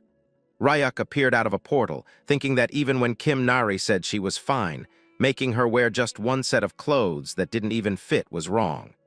Birdie had even scolded him for it. Meanwhile, the other pedestrians wondered why the young man was barefoot and what was going on with his clothes. At first, Ryuk thought he would take Kim Nari along and let her choose the dresses, but with her condition, the human world was still too much, and she had once had a tracker on her which could still be activated in a grim chance. Still, Ryuk found it funny coming all the way back to the slums just for some clothes. He tried to remember something because he had seen a clothing shop there once, wondering if it had closed down. Suddenly, someone came from behind and grabbed his shirt, asking if he was looking for a clothing shop. When he turned around, he saw a boy completely dirty and wearing tattered clothes asking Ryuk for 10,000 so he could take him to the best shop. The boy thought Ryuk wasn't from around there and was ready to lead him to a cheap and good place. Ryuk told the boy he would pay once he got change because he didn't have small bills right now. But the boy thought Ryuk was broke, a hunter without even 10 bucks. The boy assumed Ryuk must be a rookie who went to the demon realm and got stripped clean. The boy asked Ryuk if he had money for clothes, and when Ryuk nodded, the boy told him to follow, explaining that normally he took payment first but would make an exception just for him. The boy turned around and started walking while Ryuk thanked him. We came to know the boy's name was Bong, and Ryuk also introduced himself. Bong said he'd just call him Big Brother because he was a senior. As they were walking around, Ryuk noticed petrol cars going through the slums, which had really changed the situation. Bong suddenly asked Ryuk if he had been awakened for long because he had come out of a gate with no gear at all. Bong thought maybe Ryuk had brought some equipment and some punks must have taken it all, and he told Ryuk not to be down because everyone went through that phase at first. Ryuk just smiled, telling Bong that he knew a lot for only being a kid. Hearing that, Bong started shouting that he wasn't a kid, that he just hadn't grown because of malnutrition, and that he was already 17. Ryuk didn't care much and turned to look at something else. Bong told him not to go near District 13 because the place always had a bad reputation, but recently the space gang from District 11 had expanded there, and even the cops had given up. So they never went near District 13 to save themselves. The place where Ryuk was standing was District 12. He wondered about what the space gang was and whether the orphanage back in District 13 was still standing. As the scene shifted, we came to a small shop with a board reading 1+1, as they were offering to buy one and get one free only for 20,000. It was run by a beautiful lady who wasn't so beautiful anymore because she was worn down, contemplating her life choices and wondering if she had done well by opening a clothing store in the slums. The situation was so bad that young couples couldn't even afford kids anymore, and her shop mainly contained children's clothes. She thought that maybe she should change businesses, but suddenly someone came inside. It was Bong and Ryuk, and the lady was named Park. The boy waved to her and called her madam, which made her furious as she scolded Bong for calling her madam when she hadn't even been married yet. Ryuk didn't care about any of this. He was just looking around, wondering which clothes he should buy. Meanwhile, Bong explained the situation, that Ryuk needed some clothes and that he was a hunter. Hearing this, the lady became even more furious, calling Bong over and grabbing his cheeks while scolding him for constantly dragging broke hunters there. By doing that, he was being of no use to her. Even when the boy couldn't speak properly, he still blurted out some words about how he was supposed to know whether a hunter was broke or not. Park turned toward Ryuk, telling Bong to look at him and wonder if he had any money. Meanwhile, we saw that Ryuk was just hovering through the children's section, while Bong thought that even if Ryuk was broke, at least he was handsome. Now Bong was furious too, explaining to the lady that she was the one who had said that if he saw any pitiful hunters who reminded her of her dead brother, then he should bring them. Park interjected, telling Bong that that was only for charity and only once or twice, and if they kept it up they would be out on the street because the store was not profitable. We came to know that Bong had been helped by the lady when he was hungry and had no money. Hearing that, Park just told Bong to go and wash up. But suddenly Ryuk called out to the lady, telling her that he would like to buy some clothes. We saw that Ryuk took out a 10 million bill and gave it to the lady, asking if he could get some good clothes for the money he had.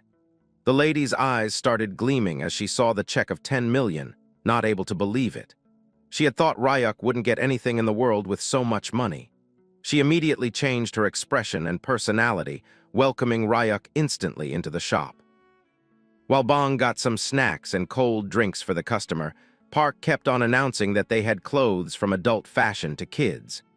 Ryuk explained that he needed preschool girls, clothes, and maybe some for himself too, and some shoes as well, because he was barefoot. The lady smiled widely while explaining to him that children's fashion was their speciality, so they should start with this year's spring and summer collection. She started showing Ryuk some laced clothes, telling him that they were must-haves and comfy sets for a lot of activities, and telling him that if it was pink, he should just grab it. She went on, and soon a long bill was given to Ryak. On the other hand, Park was crying because she had taken a path that was always worth taking. Her whole shop was sold out. She wasn't able to sell anymore and was worried because she was out of stock. There were over 100 pieces, and the lady was ready to have the clothes shipped, but Ryak told her there was no need because he wanted to carry them himself. After the shopping was done, Ryak also gave a new set of clothes and 100,000 to Bong to take, along with asking the boy for one more favor. Bong was shocked, wondering what was happening. For Ryak, trying new clothes was actually a nice feeling. They came near an inn, and Bong told Ryak that it was clean and safe right by the police station. Ryak told him to wait and went inside, while Bong thought something was weird, because no matter how much money anyone had, why would someone pay him 100,000 for guiding and also buy him new clothes? Bong started thinking about traffickers who leave kids with money these days, wondering if he should run. But deep down he wondered if Ryak was really a good guy, just like Madam Park. Just then Ryak came out of the inn, agreeing with whatever Bong had said, telling him that the owner was nice and the place was clean. He immediately grabbed some keys and gave them to Bong, telling him to live inside the room because he had been living on the streets for too long. He explained that he had already paid 1 year's worth of rent up front, so Bong should stay there from then on. As the meals were covered too, Bong should not skip them. After doing all this, Ryak was just going to leave. Bong straight up told Ryak that he knew if he went in, he was getting kidnapped, but Ryak told him that was not possible because Bong was the one who had brought them there and there was no prior knowledge. Then the boy wondered what the catch was because they had just met today, and Bong was already tearing up because he had free clothes, even a room, along with some money too. So Bong wondered why Ryak was doing this. Ryak just turned around and looked at Bong once again, telling him that Bong reminded him of his own past because he used to live like him once too. Even though it was a long time ago, Bong should take care of himself because they were going to meet again. As the scene shifted, we saw that Ryak went back into the demon realm once again, and both Kim Nari and Se-jun came running towards him. We saw that Se-jun was naked from top to bottom, so he covered himself with a blanket, while Kim Nari wondered where Ryak had gone without saying. The boy explained that he had been out shopping and had brought gifts for Kim Nari. She couldn't believe that she was getting a gift, and Birdie was also shocked at how many clothes he had brought. Se-jun was actually shocked too, realizing that there were none for him because the shopping was done solely for Kim Nari, and the effect was visible because she was really happy with the clothes she got. They were pretty ones too.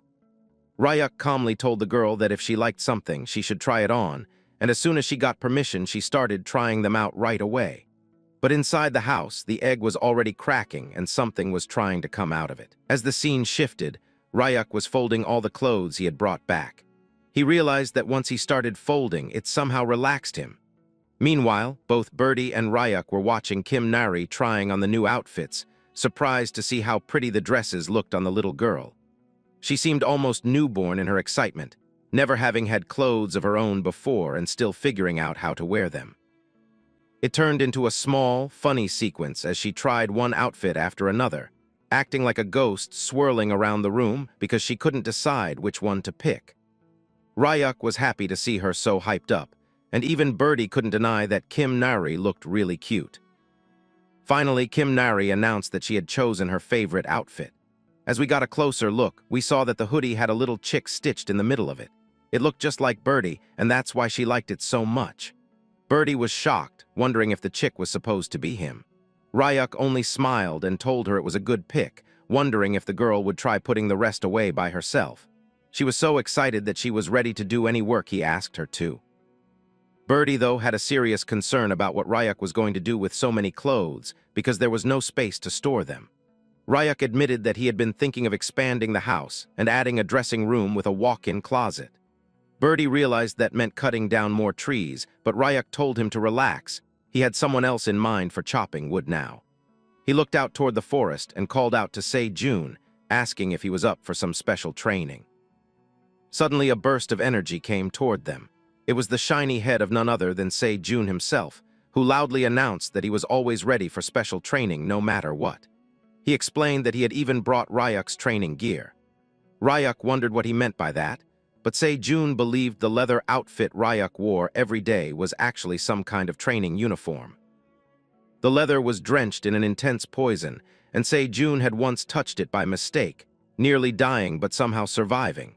He thought this must be the secret behind Ryuk's daily strength, training in such armor, and his respect for Ryuk only grew stronger.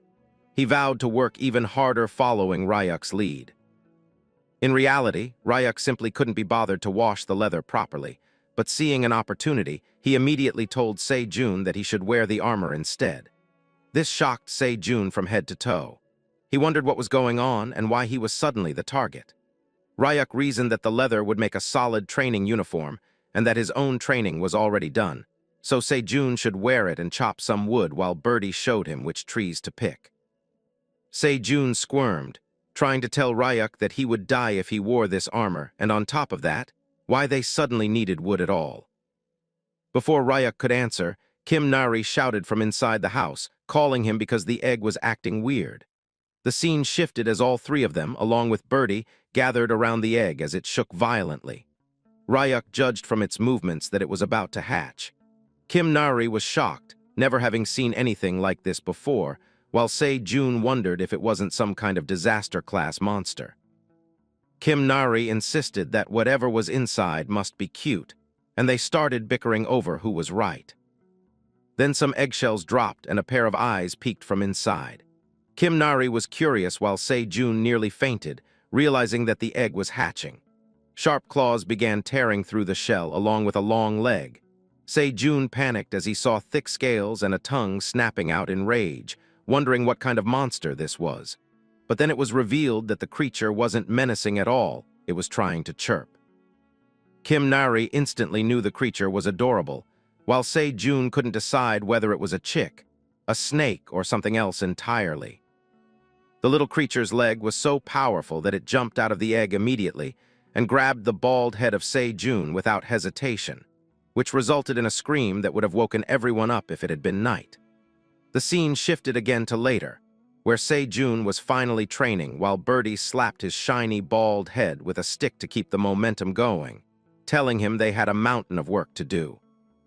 Se-jun, not able to understand Birdie at all, wondered why the creature on his head felt like it was scolding him over and over again. Meanwhile, the poison seeping from the leather jacket was so strong that Se-jun could barely breathe, his mind spinning at the thought of how Ryuk managed to wear something like that around the clock. Ryuk, oblivious to the suffering outside, had finally finished folding all the clothes he had brought back, realizing with a faint sense of surprise that it wasn't just a fluke. Folding garments really did relax him and give him a moment of calm. Kim Nari's voice rang out from the other room, calling to Ryuk that the little monster was eating bread and behaving gently, almost obediently.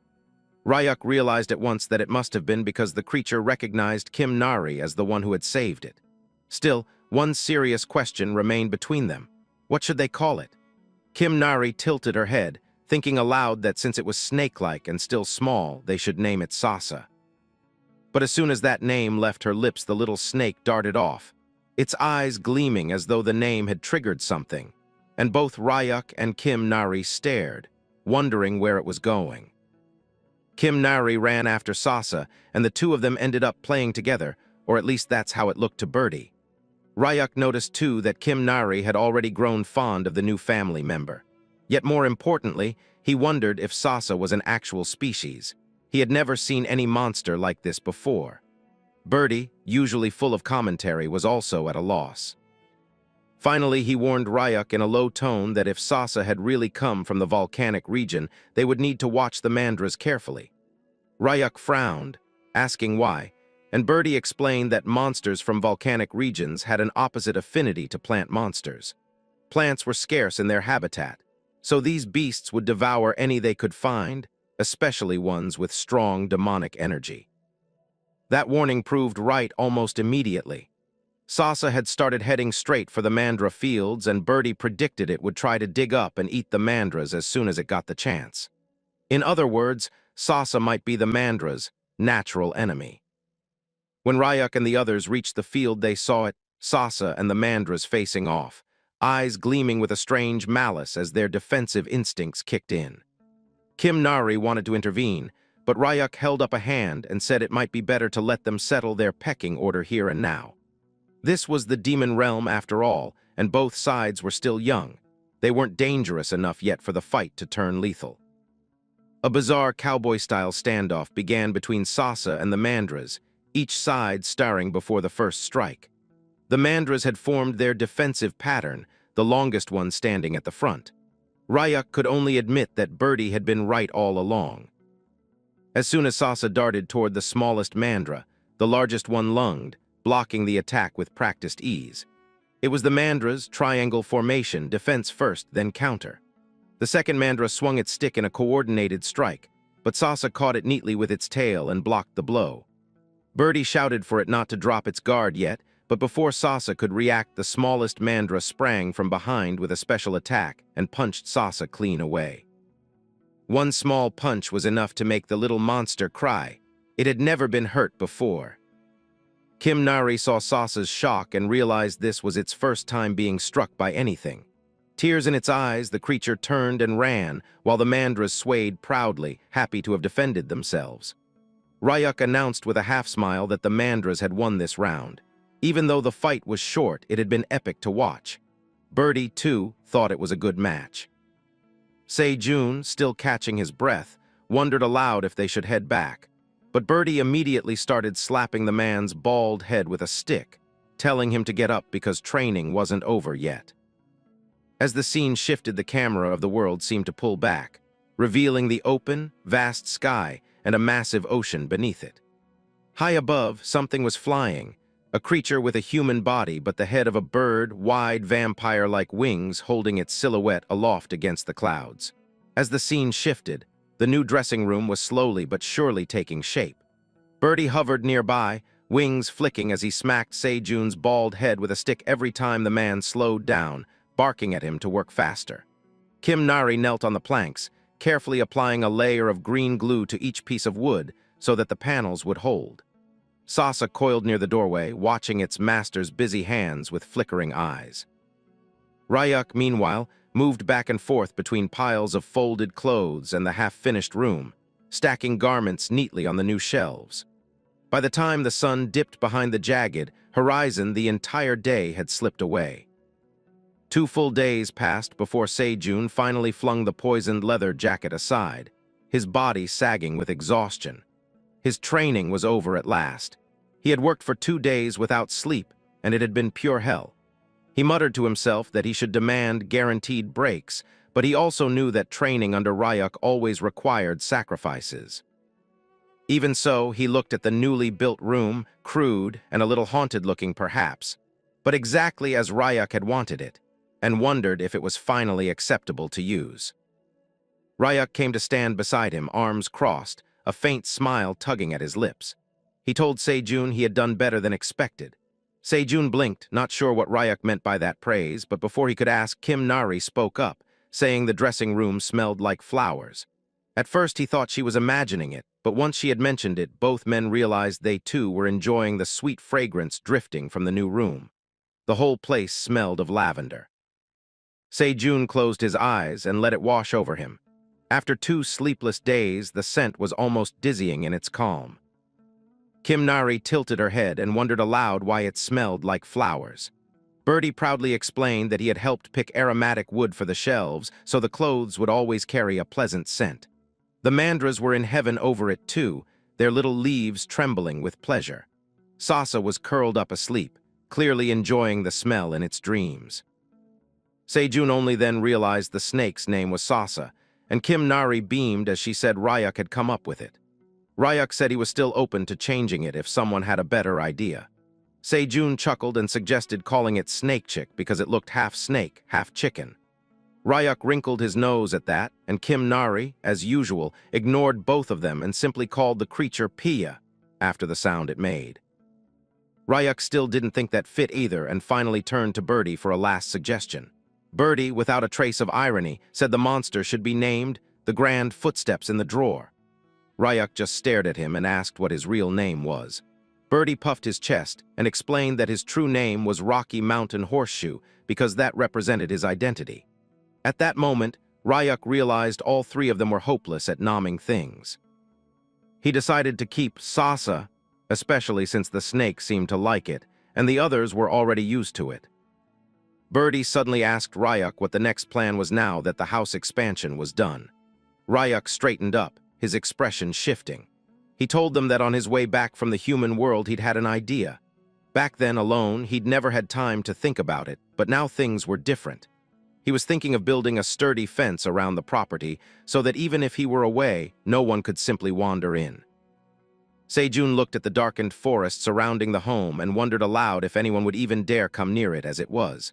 But Ryuk didn't want to take chances.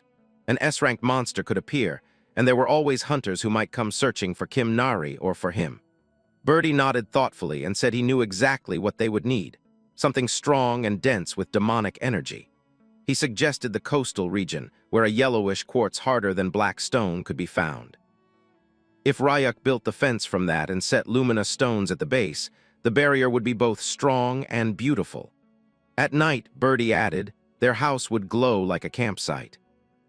Ryuk imagined it for a moment, then agreed.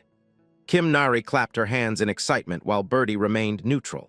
Sejun, on the other hand, stared at Ryuk as though he'd lost his mind, demanding if they even knew what kind of place the coastal region was. He felt a sudden warm trickle from his nose and realized his stay in the demon realm had already pushed him too far. Still, it was perfect timing for him. He slumped a little and began acting like a weak child, telling Ryuk he needed to go back and drain some of his demonic energy or it would become fatal. Ryuk accepted this calmly and told Sejun he should stay behind and take care of the mandras if they were late. Sejun nodded but warned Ryuk to be careful in the coastal region. It was dangerous, practically off-limits to anyone of A rank or below, and worst of all, 2 disaster-class monsters ruled the entire area. Ryuk did not catch the hushed speculation behind him as the others tried to make sense of what they were facing. Sejun, calmer than the rest, explained that these creatures had once been chimera hunters who had escaped the laboratory ages ago. Their faces had warped into avian shapes, but their bodies had stubbornly remained human.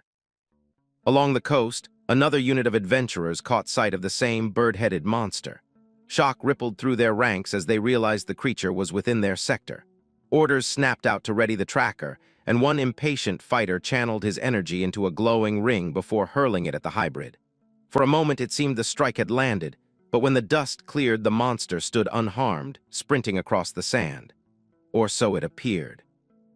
Disaster-class beings were rarely running away, and their brief sense of victory gave way to doubt.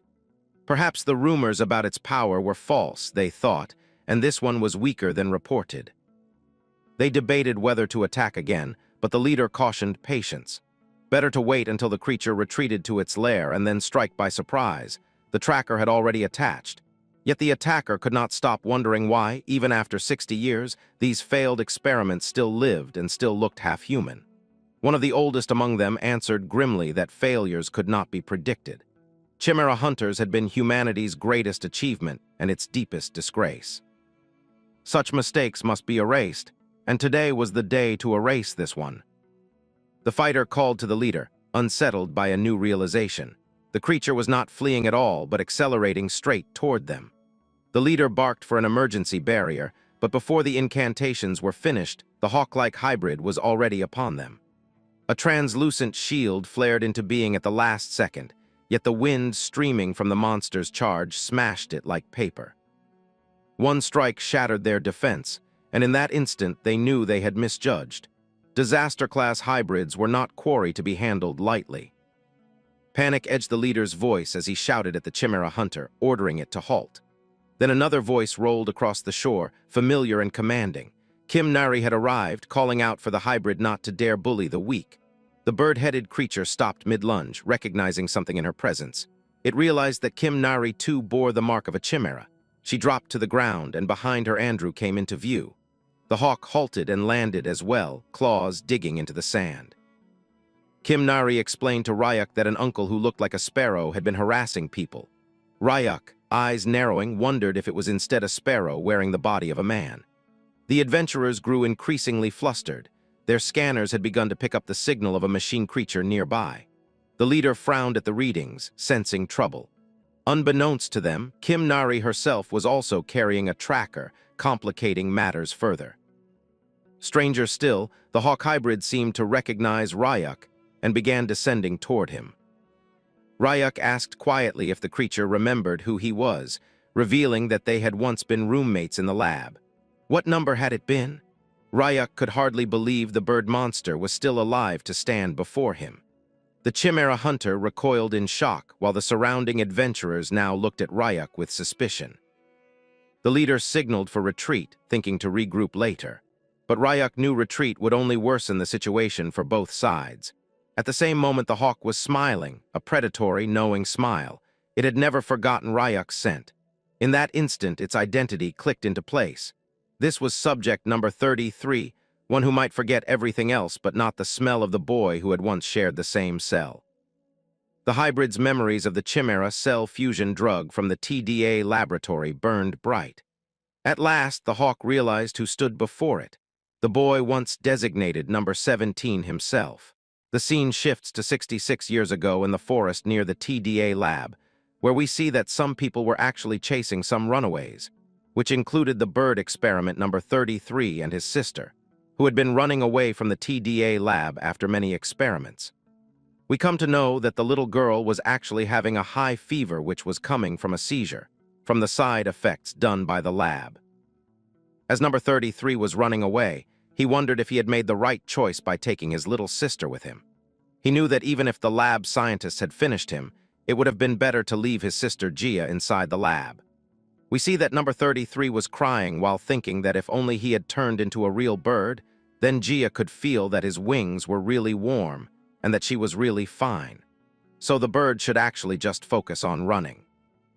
As the scene shifts, we see that number 33 told Gia to hold on a bit longer because he thought that once they were out of this forest, someone would definitely help them.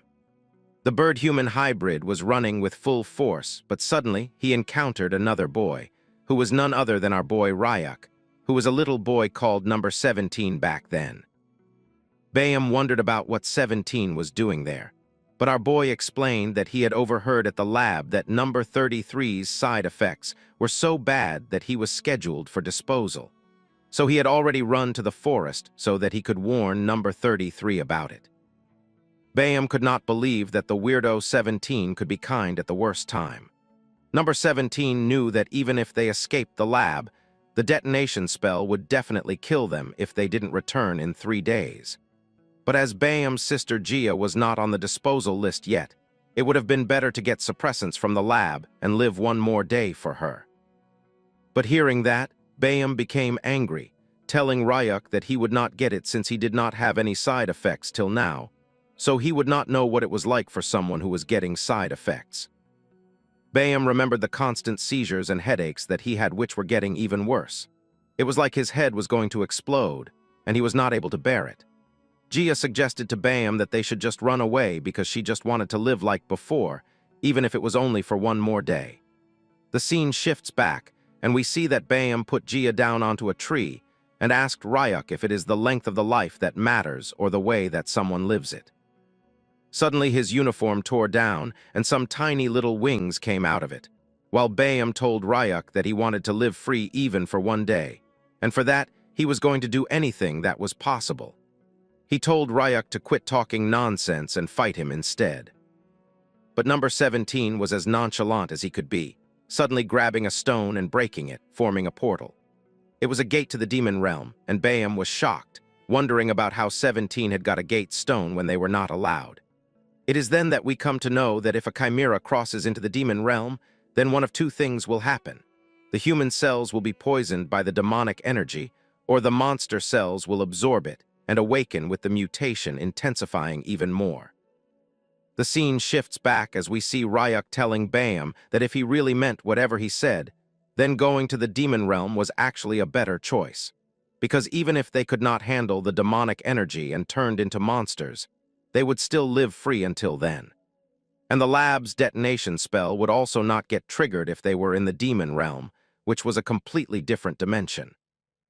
But Bayam wondered if a human could even survive inside, because theoretically they needed enough mana to shield their body and mind from the demonic energy. And even when it would not be easy with his power now, nobody knew about what the future holds. Bayam was shocked, wondering about why Ryak was helping them, even when it was of no benefit to him. Meanwhile, we see that the lab workers were actually shocked to see that a gate was opening right in the middle of nowhere, and they spotted Bayam and his sister. On the other hand, Bayam told Ryak that he was going away, but suddenly he realized something. Before going inside, he told our boy that they had been roommates for 4 years and didn't even know each other's names. The birdie introduced himself as Bayam, wondering about what 17's name was. It was then that the boy just smiled, telling the birdie that his name was actually Ryak. The scene shifts back to the present once again, and we see that Ryak was asking the adventurers who were near the cliff about what his name was. But something had happened, and a kind of powder was floating in the air, manipulating the minds of the adventurers and their leaders, who were unable to remember the name of our boy. Ryak tested again and again, asking them about why they had come there and what they had seen, but the leader constantly told our boy that they didn't know about it. After the whole check-in was complete, Ryak just told the adventurers that they should go inside the gate and get back to reality, along with forgetting everything that had happened in the demon realm. Both Sasha and Bayam were looking at what was happening. Meanwhile, Bayam realized that Ryak had wiped the adventurers' memories with the dust of oblivion, along with hypnosis. It was explained that Ryak also had some oblivion herb cells inside his body, and about 3 hours of memory before and after would be completely vanished without any retrace. Bayam was still shocked that Ryak had not got any side effects after so many implantations, being planted with all kinds of things, from plants to monsters. But still, Ryak told Bayam that a lot had happened after he left. In the present, we see that Ryak still remembered number 33's name, and Bayam was surprised by this gesture. But suddenly it was Kim Nari who was pulling the shirt of our boy, slightly asking him if he was really friends with the Sparrow uncle. Ryak laughed and told the girl that the uncle was from the Sparrow tribe. Meanwhile, 33 wondered about how and why he looked like a sparrow to the child when he was clearly an eagle hybrid. Meanwhile, Ryak mockingly asked Kim Nari if the Sparrow and the Coconut tribes were allies, and if it was not so right now, still continuing to tell lies. Kim Nari agreed that they were allies. Meanwhile, Bayam was actually surprised, wondering about what coconuts and allies meant, because he did not know what they were talking about. Meanwhile, Kim Nari suddenly came in front of the eagle saying sorry and still calling him Sparrow Uncle, apologizing because she had thought at first that he was bad. Suddenly growling noises came from the stomach of the little child, as she told Ryak that they were hungry. Ryak asked Bayam if they had got any food and where his house actually was. Meanwhile, the man was confused, wondering if the child was Ryak's daughter, or if he was raising a kid for someone, or worse, it was some kind of role play. As the scene shifts, we get to the coastal region beach where there was a large structure made out of branches and trunks of trees. Kim Nari was surprised by such a huge house, wondering if it was really the Sparrow uncle's house, because it looked just like a nest. But still, Ryak realized that it was not bad at all. Suddenly, we see that Bayam came near them with a plate full of multiple food items. Not sure about how it tasted, but still willing to let them try, he had cooked some grilled clams with Demon Realm plant butternut, which was actually butter-flavored, along with a Demon Realm plant called red moss, which had a savory paste flavor. Kim Nari was shocked after looking at the dish, realizing that the clams were huge, while Ryak was pretty impressed by how good the cooking actually was. It was the birdie himself who started eating, and he was immediately sent to heaven as he was blushing intensely, realizing that the freshness was as fresh as anything could be. He wondered if he had swallowed the wave, or if the wave had swallowed him instead. The clam that Kim Nari was eating was as if it was dancing with every chewy bite, and the whole dish was being complemented with red moss, which was making everything better. Even Bayam told them that red moss worked with everything that they had.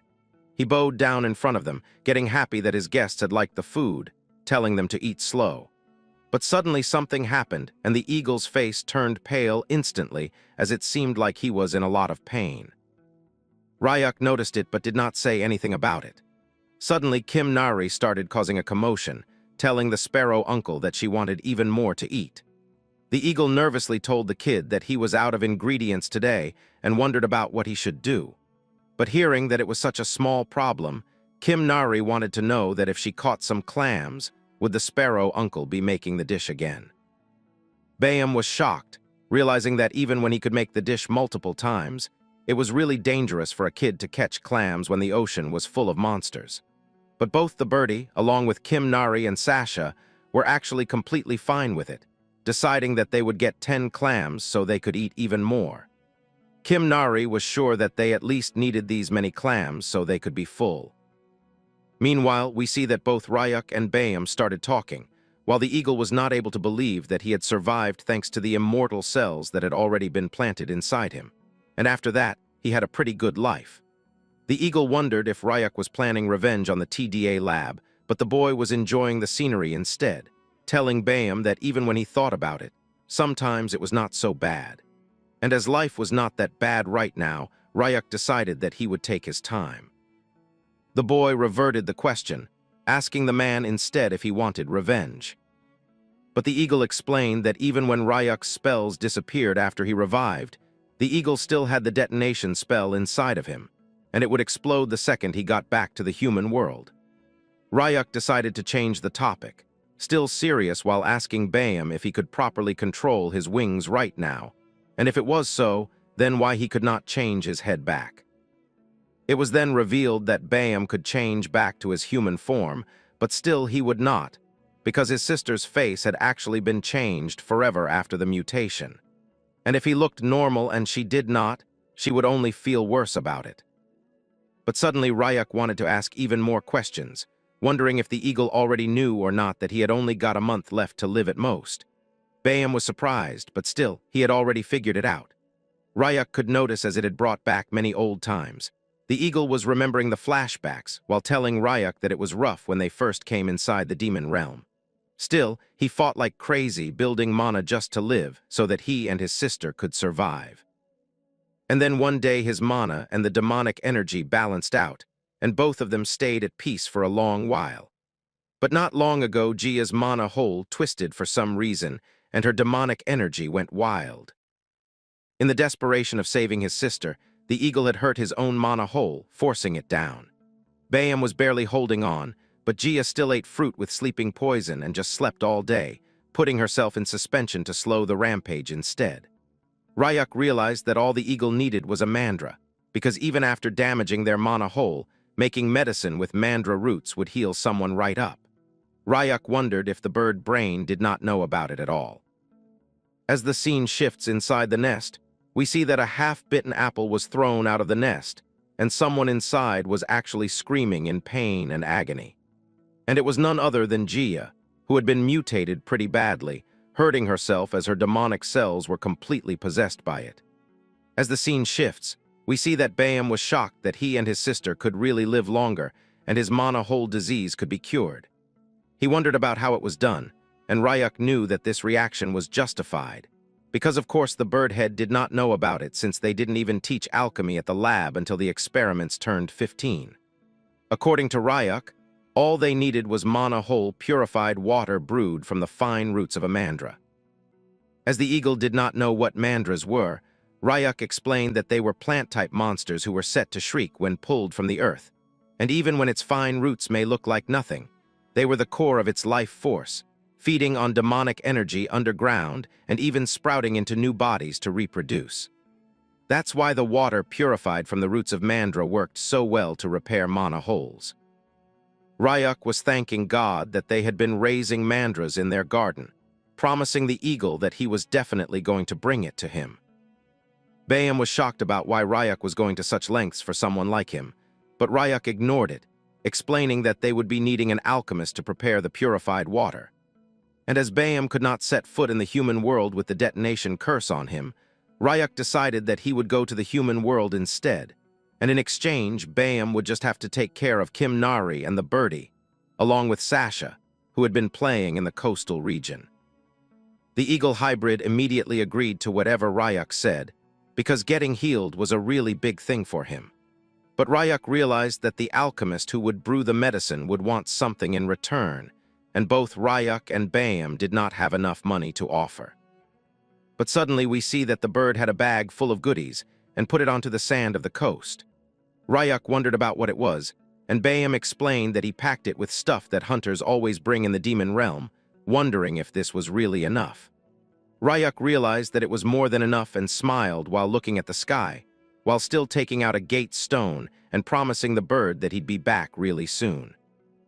As the scene shifts, we come back to the human realm and we see that both Rayuk and the guide Kid Bong were actually walking in the streets of the slums. While Bong asked Rayuk if he was looking for an alchemy-type awakened individual, we come to know that Bong was now a full-time guide who was really in proper clothing and presenting himself quite properly. Rayuk told him that he needed someone skilled for the job. Bong explained that the Alchemist Association opened a branch in the slums last year, and they would probably find someone there. But Rayuk was noticing something else.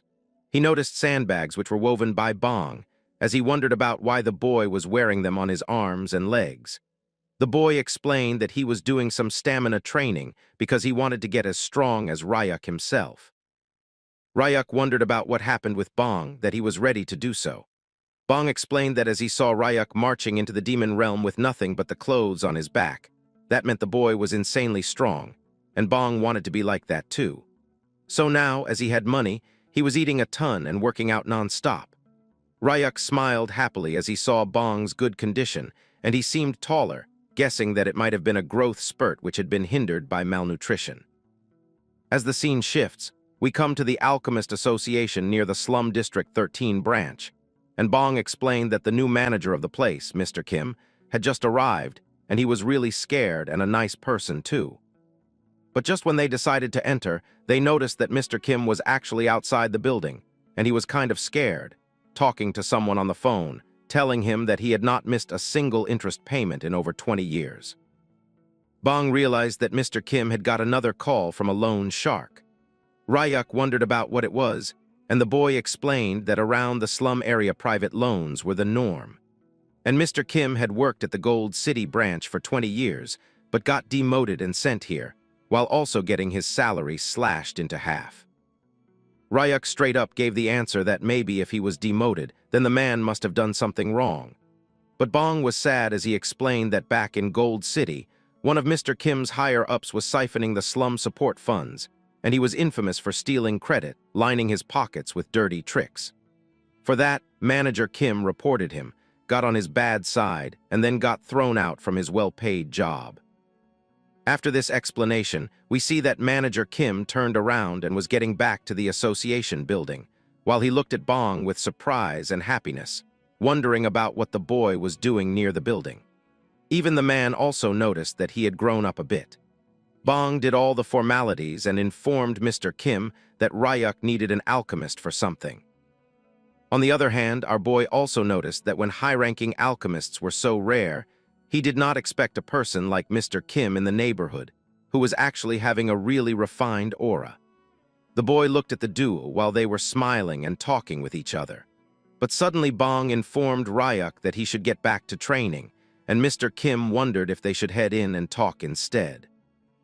As the scene shifts to the association building, we see that a young man was sitting near the reception while thinking that he had been stuck with a rotten boss, which was a nightmare for him. The best that the receptionist could hope for was a D-rank hunter buying a low-tier potion, and there were no kind of achievements that he could get in this building, and a promotion was out of reach nonetheless. But suddenly the doors opened with the bells chiming, and the manager along with our boy entered the building, shocking the receptionist and the assistant manager named Park. He was ordered politely by the manager to grab them a drink, but Rayuk denied, telling Manager Kim that he had no time, so he decided to get straight into it. Rayuk explained that he already knew that Mr. Kim was an A+ ranked alchemist, and he could brew mana whole purified water with mandra, so he should do it because Rayuk needed it immediately. Mr. Kim was shocked, wondering about how he got mandra roots in the slums, which was ridiculous. And even worse than that, how did Rayuk even know about the manager's rank? The man informed Rayuk that he could make it, but since they didn't have such rare ingredients in the association building, It was impossible. But just then Ryak asked him if this would do, and the man was shocked from his head to toe as his core was shaking while Ryak opened some mandra roots. The man inspected it and realized that it was having dense demonic energy, and no doubt it was a live mandra root and was no fake. It was so fresh that it looked like it had just been freshly dug up. Even the manager had never seen one that was this pristine, even after being an alchemist. But Ryak did not stop, opening the bag given to him by the Eagle Head, telling the manager that for the production fee they would pay with coastal region specialties, and that they should appraise it without much problem. For the manager, it was even more shocking for an adventurer to come back alive from the coastal region, and that too with some coastal region specialties, which were glittering with quality again and again. The manager knew that an S-ranked black pearl was something that not even the headquarters had, and on the other hand, Ryak had brought them 3 of it, like it was mere child's play, along with a demon-red giant clam which was still alive and not dead like the others. And last, but not least, was the red moss which was key for top-grade potions.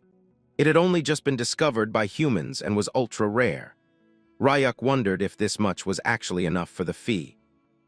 The manager shockingly told Ryak that it was not only enough, but this could buy the whole building without much effort. The assistant manager told Manager Kim that he needed to fetch the appraisal machine from the lab because for items like these, a high-quality machine appraisal was mandatory.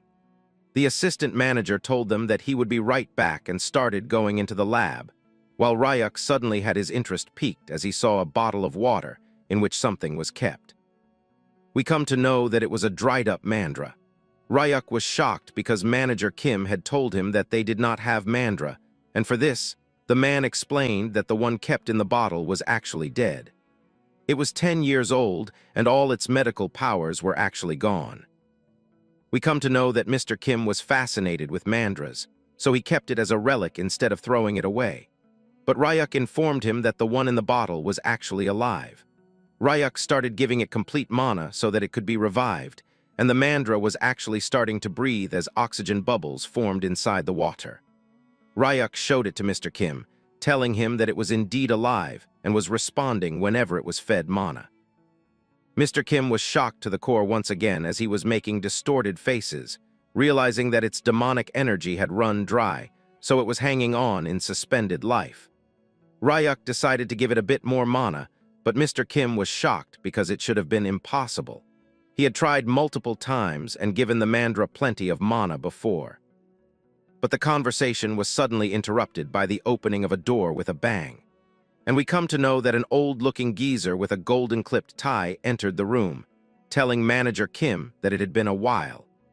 We come to know that this man was Executive Ahan, who was surveying the vicinity, joking around that this small office should not be an office at all, joking about the condition that Manager Kim had after messing with him. The man was surprised, wondering about what brought the executive to the association building. But Executive Ahan told Manager Kim that he got word that some extraordinary item showed up in the slums. We come to know that the snake who told the executive brat about it was none other than the assistant manager Park, who had already tipped off the executive for his promotion.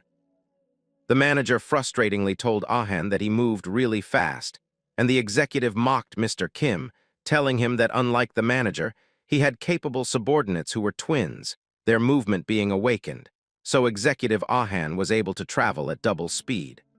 Now the executive was shocked that Ryak was the one who brought all these treasures into the slums, and the boy wondered about what the big deal was. The old man introduced himself as Executive Jiang Ahan of Gold City Branch, and he offered to Ryak that he should come with him to Gold City, and he would be treated properly. But as Ryak was having a decent talk with Manager Kim, it was really irritating for him.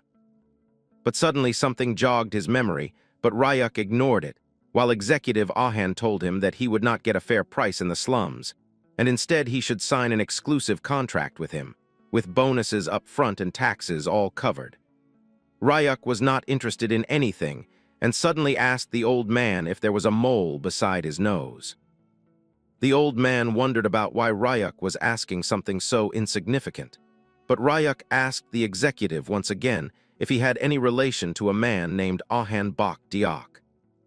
The executive started laughing devilishly with a distorted face while wondering about how Ryuk knew about his grandfather, explaining that he was the grandson of the great Gold Peace Prize laureate expert Ahan Bak Diak.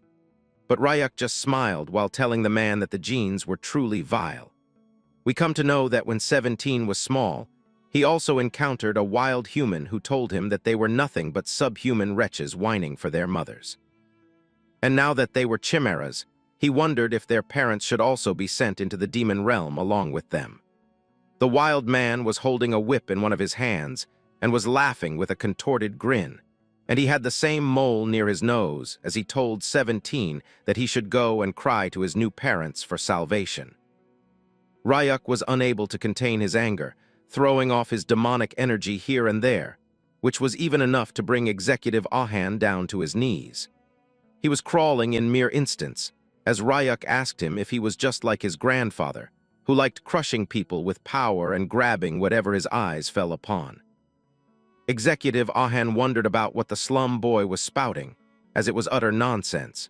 But Ryuk was not playing around anymore, and he was finally serious, telling the executive to answer carefully about whether the TDA lab still existed and was making illegal chimeras. Ryuk questioned angrily and shouted for a better answer to his question. He questioned about the TDA Research Institute and its existence, if it still existed. Executive Ahan, scared, became humbled and nervous after hearing the name of TDA. He answered while bowing on his knees that he had never heard that name before. Ryuk questioned again, asking if he didn't know about the illegal Chimera Research Institute where his grandfather worked as a senior researcher. The question even shocked Manager Kim, who was hiding behind the table listening to the conversation.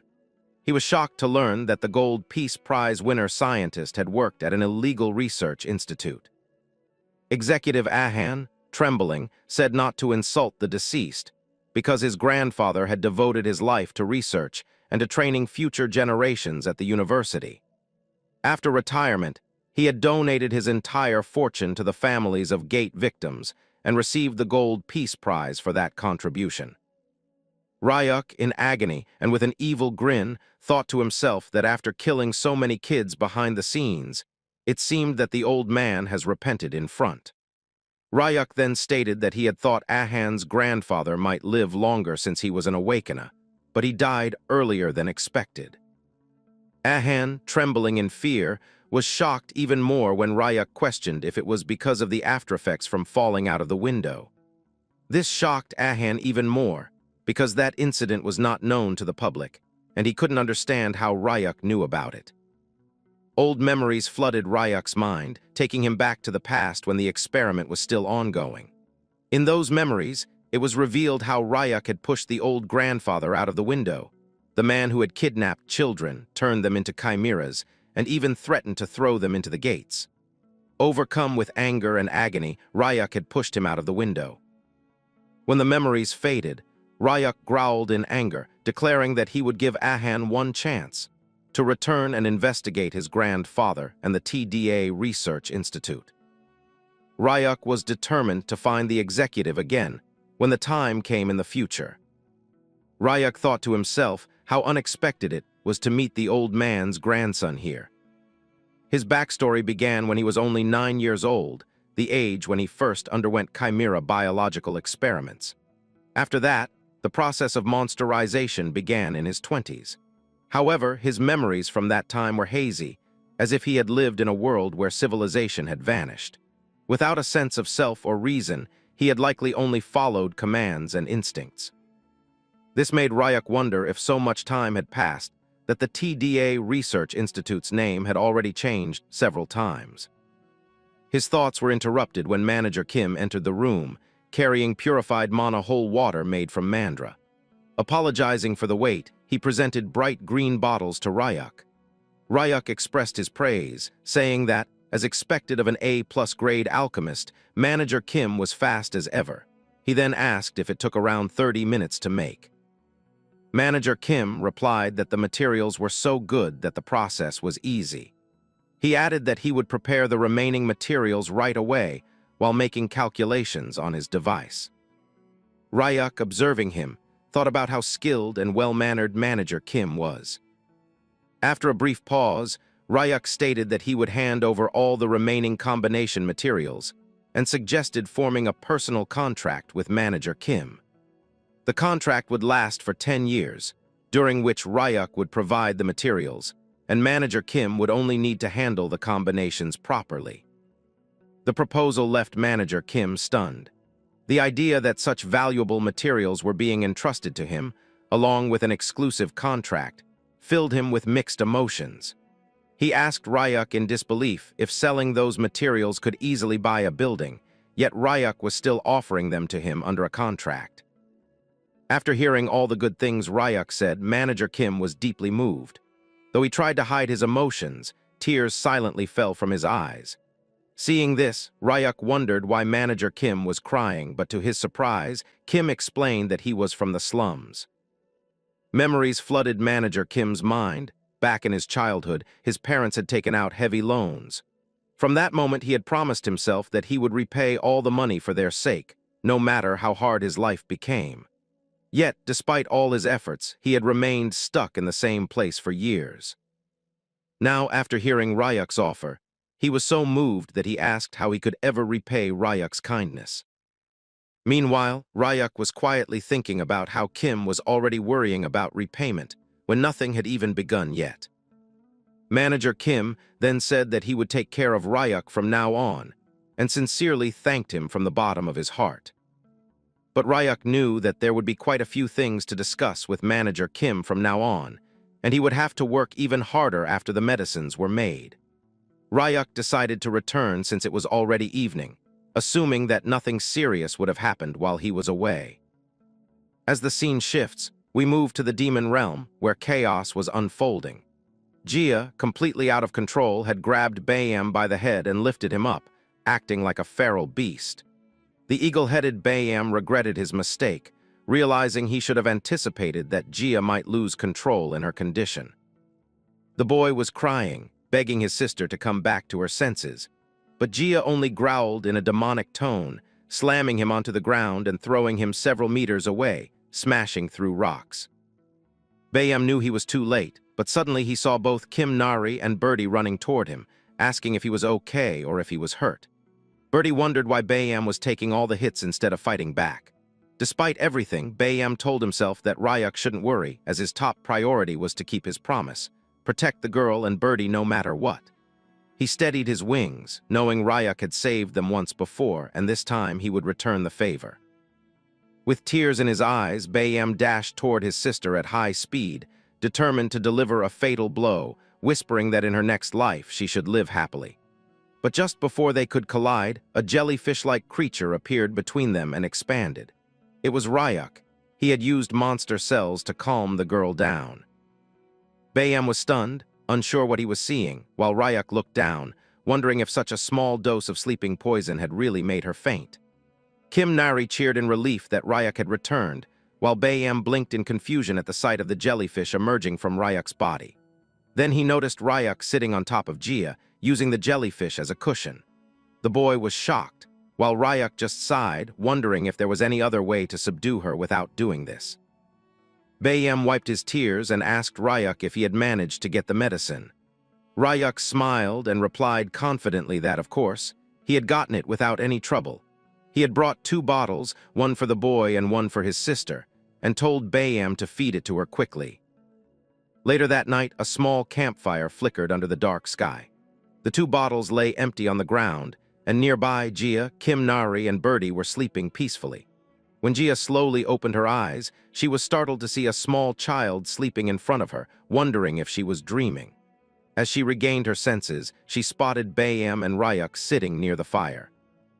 Ryuk turned around when he heard her stir, and Jia immediately covered herself, screaming in confusion, asking who he was.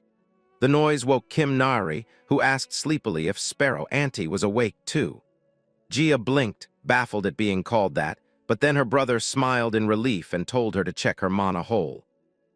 Jia, still confused, asked about the little kid, and Kim Nari introduced herself cheerfully. As Jia examined herself, she suddenly realized her mana hole was normal again, and her face had returned to normal too. She was overwhelmed, not understanding what had happened or who these people were. Bayam looked surprised that his sister didn't seem to recognize Ryuk, since she used to talk about wanting to see him so often. Then Gia froze, staring in disbelief at the boy eating quietly beside the fire. Her eyes widened as she realized it was him, number 17. She kept repeating it in shock while Bayam explained that once again they had been saved by none other than Ryuk. Ryuk, however, seemed completely indifferent, asking if there was any more red moss left. Birdie told him that was all for today, and Gia, though still processing it all, was now sure.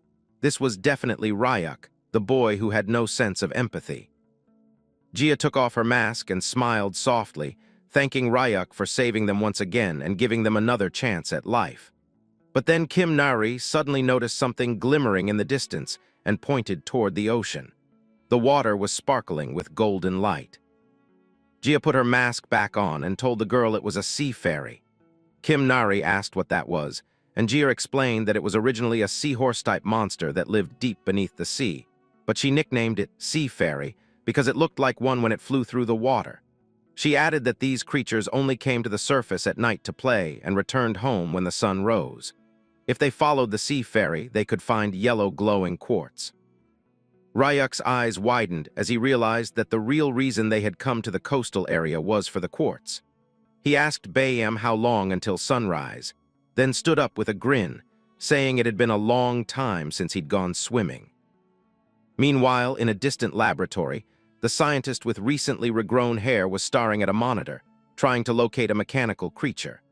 His panel reported that around 10 B-rank hunters had spotted it multiple times in the forest area but failed to capture it, and it now seemed to be hiding near the coastal region.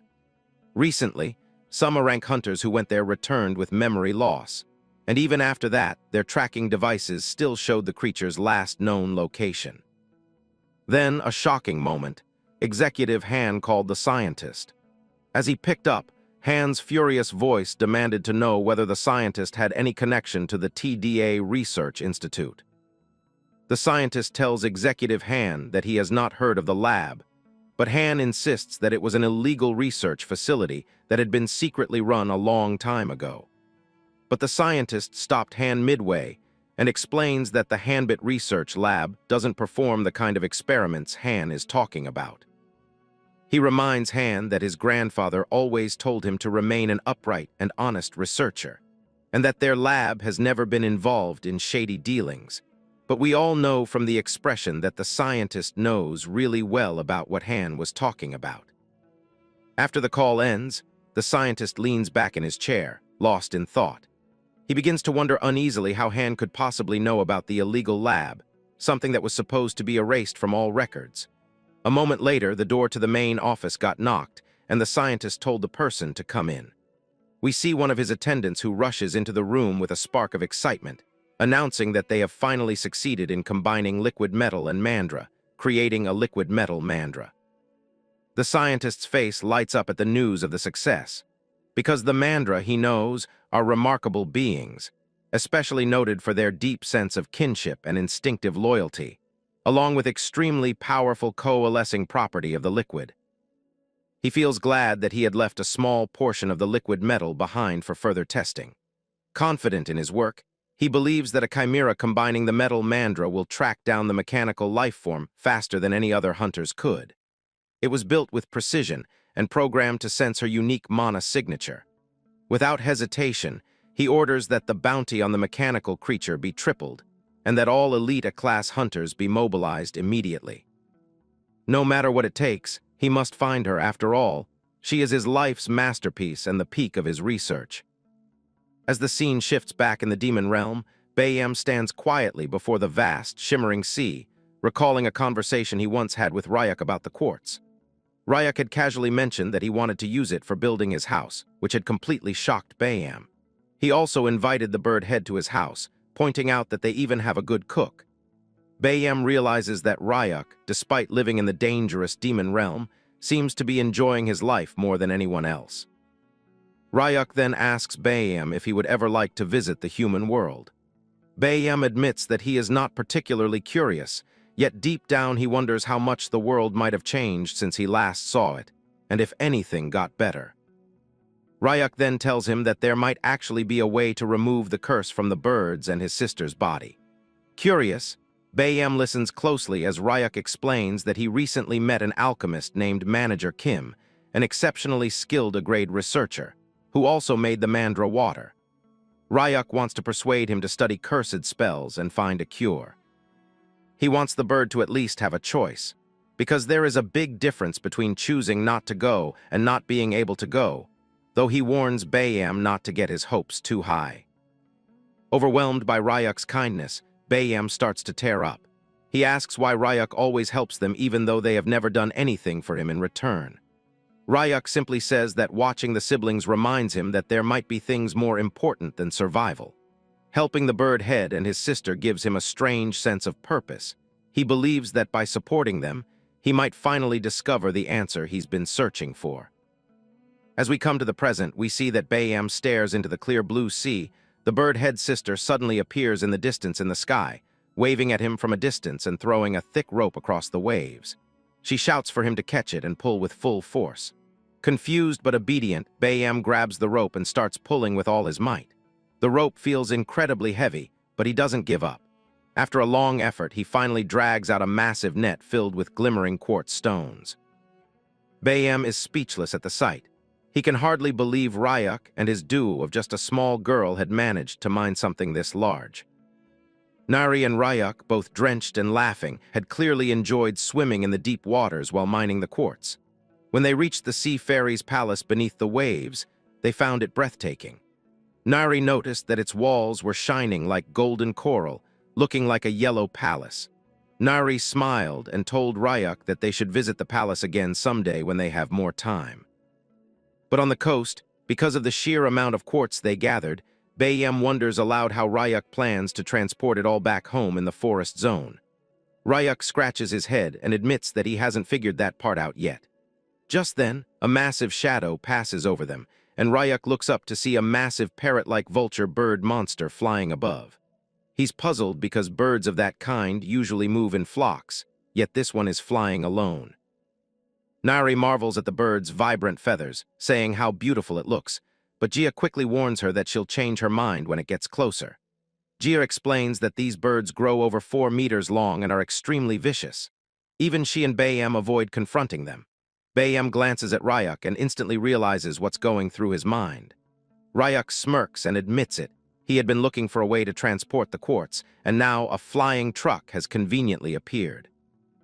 Back at Ryuk's house, Sejun is still training to expand his mana flow, while all the cute mandras were looking at him calmly. Sejun can feel his mana hole steadily growing wider, a sign that his power is increasing. He smiles with satisfaction, believing that his long-time dream of becoming an A-ranked hunter might finally come true. His concentration is suddenly broken when a strange metallic creature, the liquid mandra, appears behind him. Panic sets in as he turns around, but his fear deepens when he spots 3 intimidating A-rank hunters standing right behind the mandra. They instantly recognize Sejun by his bald head and burst into mocking laughter. These were the same hunters who had bullied him during his promotion exam. Sejun feels trapped and helpless, but to his shock, the 3 mandra standing in the garden suddenly take defensive stances, bold and unwavering. The hunters are thrilled, knowing how valuable mandras are on the market. One of them moves closer, trying to deceive one of the creatures. But before he can react, the largest mandra launches a powerful kick that sends the hunter flying several meters away. At that very moment, the bird head and his sister Gia arrive at Ryuk's house, only to sense chaos from a distance.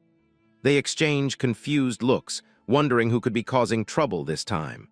Apparently, they had traveled ahead of Ryuk to reach his house first, since the parrot-like bird monster was flying much slower, partly because Ryuk had beaten it half to death while trying to tame it. Looking at the monsters, Sejun wondered why all this was happening all of a sudden, that too when he was alone in the forest area. He thought that both Bayam and Gia must be disaster-level monsters who were living in the coastal area, wondering why they appeared in the forest all of a sudden.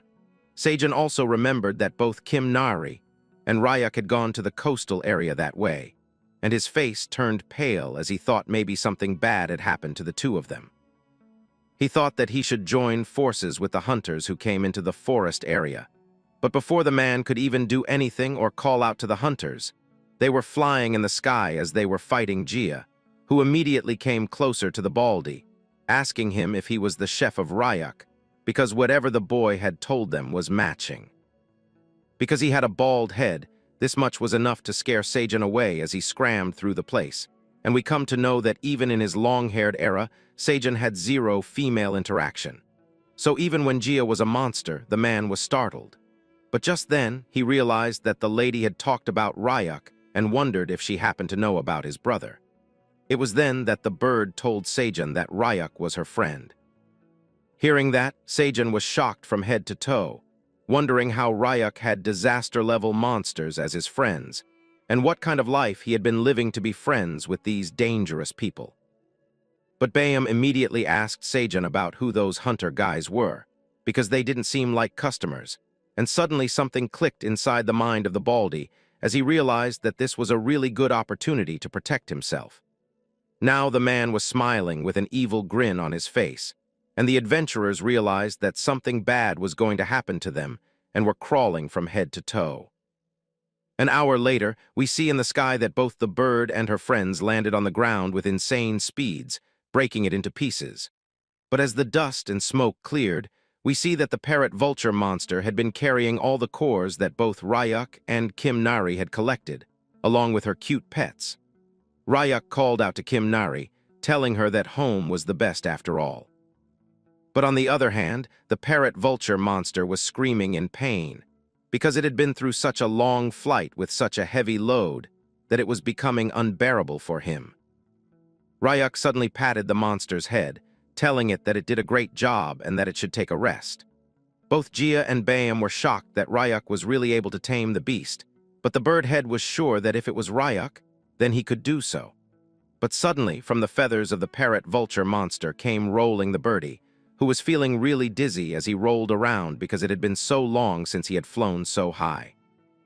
But as the birdie opened his eyes, he got slammed onto a shoe and wondered about what it was. It was then revealed that it was the 3 A-ranked adventurers who had come into the forest area. Ryuk wondered about what was going on, and the eagle head thought that maybe it was an attempt to steal the mandras, but still something felt off to Ryuk. Even when the eagle hybrid tried to talk, he was hesitating. Gia understood what she had to do and bent down near Kim Nari, telling her that she had heard that the valley was really beautiful and wondering if the kid could show her around her house. Kim Nari was happy as she immediately jumped up and told Gia that there was a beautiful waterfall near their house too, and both of them started going there, while Kim Nari happily told Gia that she would also teach her how to catch fish. Then the eagle head started telling Ryuk that the A-ranked hunters were commissioned by the Hanbit Research Institute, and Ryuk knew that if it was Hanbit, then they might have come because at first Seijin also came looking for the mechanical creature, and he was a reliable source. Even Ryuk had expected that more hunters would come because Kim Nari had a special tracking device attached to her that worked even in the demon realm, and that's why the kid was not free. But still, Ryuk wondered about how these people ended up in the forest area when in actuality, Ryuk was with Kim Nari in the coastal area till now, and they had just returned. Even the eagle head had not thought about it enough, but suddenly he remembered something and took out a metallic little thing, showing it to Ryuk, telling him that they must have been to the forest area because of this guy. We come to know that this was the same mutated mandra that the Research Institute had created, and even Ryuk realized that they had synthesized liquid metal with mandras. He wondered if they made it to track Kim Nari. Even the eagle head had heard that liquid metals attract each other, so that's why this was made. But coming to the forest area, the mandra was not drawn by Kim Nari and was instead drawn by his kind, as it found healthy mandras near Ryuk's house, and that's why they came there. But Bayam had heard that the adventurers were planning to go to the coastal area next because they were not going to easily give up on Kim Nari. Ryuk knew that they needed to think about a countermeasure, but suddenly he noticed that all the mandras came running towards him. As he wondered about what was going on, all those mandras were excited as they gestured to Ryuk, trying to tell him that even if the mandra was a chimera, he was still their kin, and the mandras wanted to take care of him. Ryuk started going towards the mandras and gave them the liquid metal one for good company, but the little mandra was still cutely screaming at Ryuk, as if telling him that something else was left. Ryuk realized that the small, cute creature was right, but he wondered about how they came to know about what was in his pocket. As the boy took out another shriveled mandra from his pocket, Bayam asked Ryuk about how such a scrawny guy came inside his pocket. We see that both the new mandras were entered into the triplet family, and Ryuk explained to the eagle head that the shriveled mandra was being raised by an alchemist and that he had agreed to take care of him. We come to the flashback where we see that the alchemist himself had given it to Ryuk, having faith in the boy that the mandra would really be better off with him than with the alchemist himself. Even when he was crying while giving it, he told Ryuk to take good care of him, and the boy nervously agreed.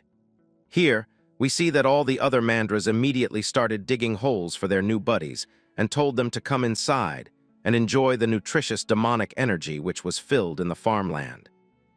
As they got inside, both the new mandras were in heaven, and even the eagle head noticed that, telling Ryuk that these guys looked like serious perverts. But for Ryuk, it was fortunate that they were not hostile, knowing that they would fit perfectly in the environment.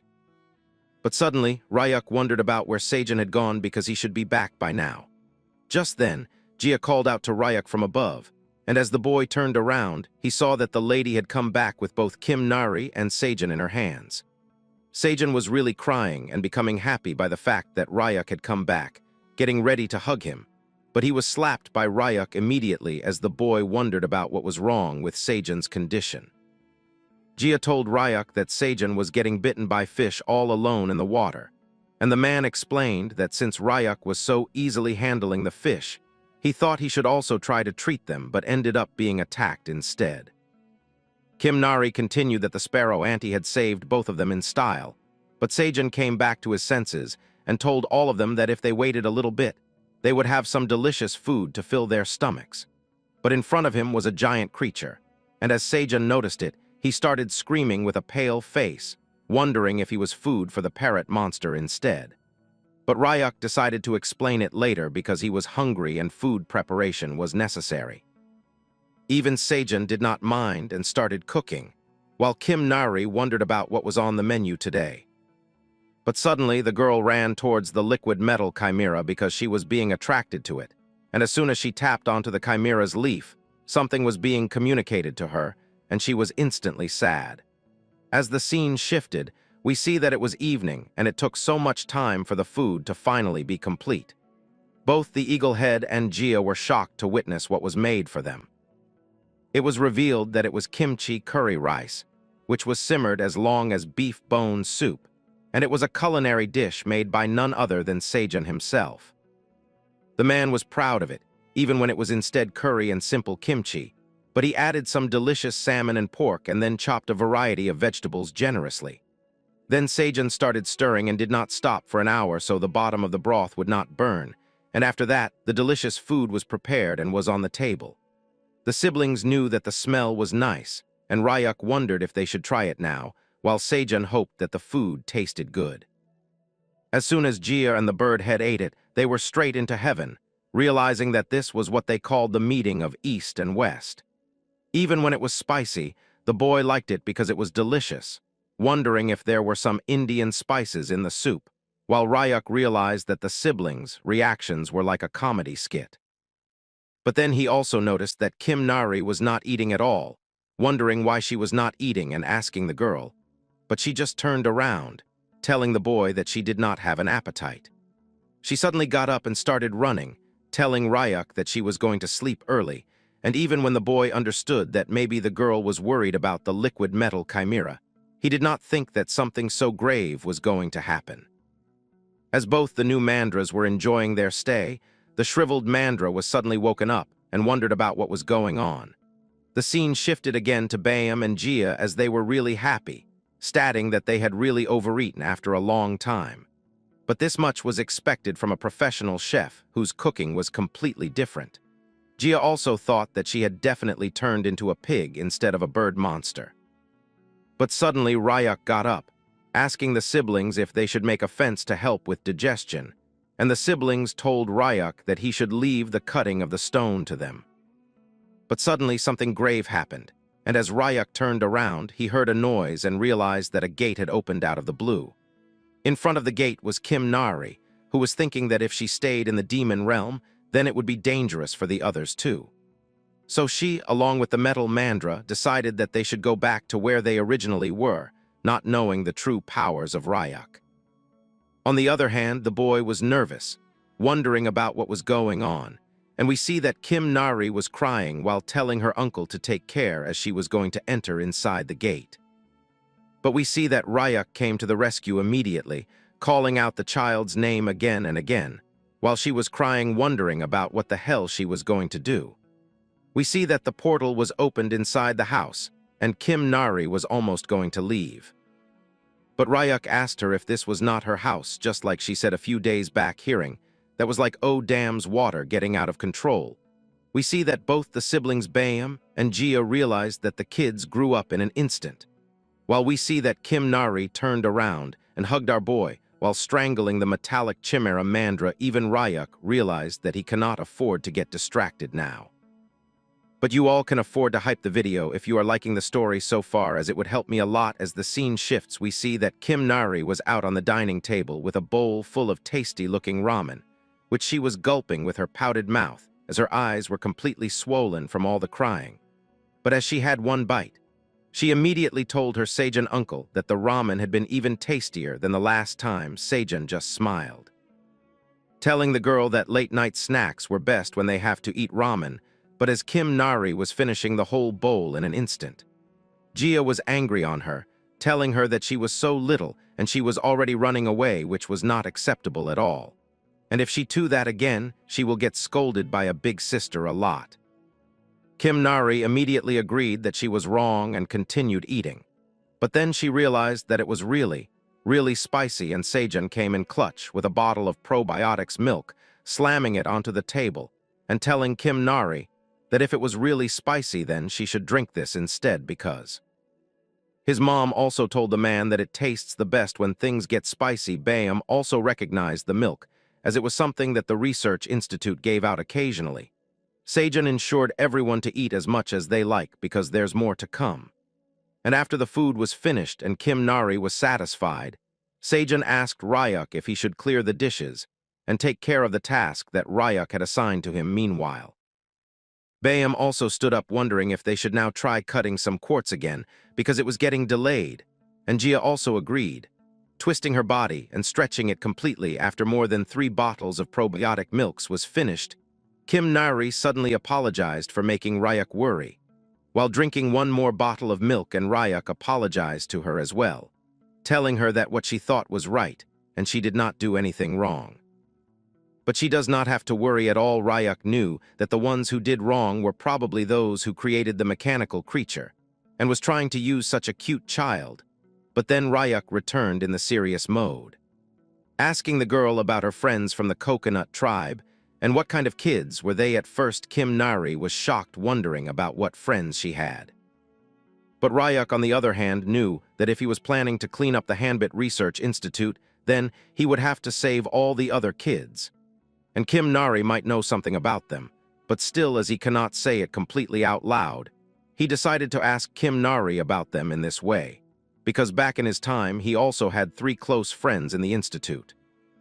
After hearing that, Kim Nari started making excuses because she does not really have any coconut tribe or any friends, but Ryak knew that he does not have to ask specifically about the lab's location, because Seijun would know it anyway.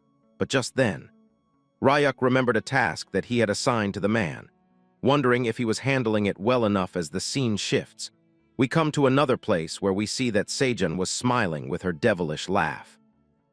While someone was strangling while their mouth was covered, we see that it was the same heir and adventurer that came after Kim Nari, and Seijun immediately removed his mask so he can speak, while being assured that if you told him that he had suppressed the mana of these guys so they cannot use it for a while, it was enough.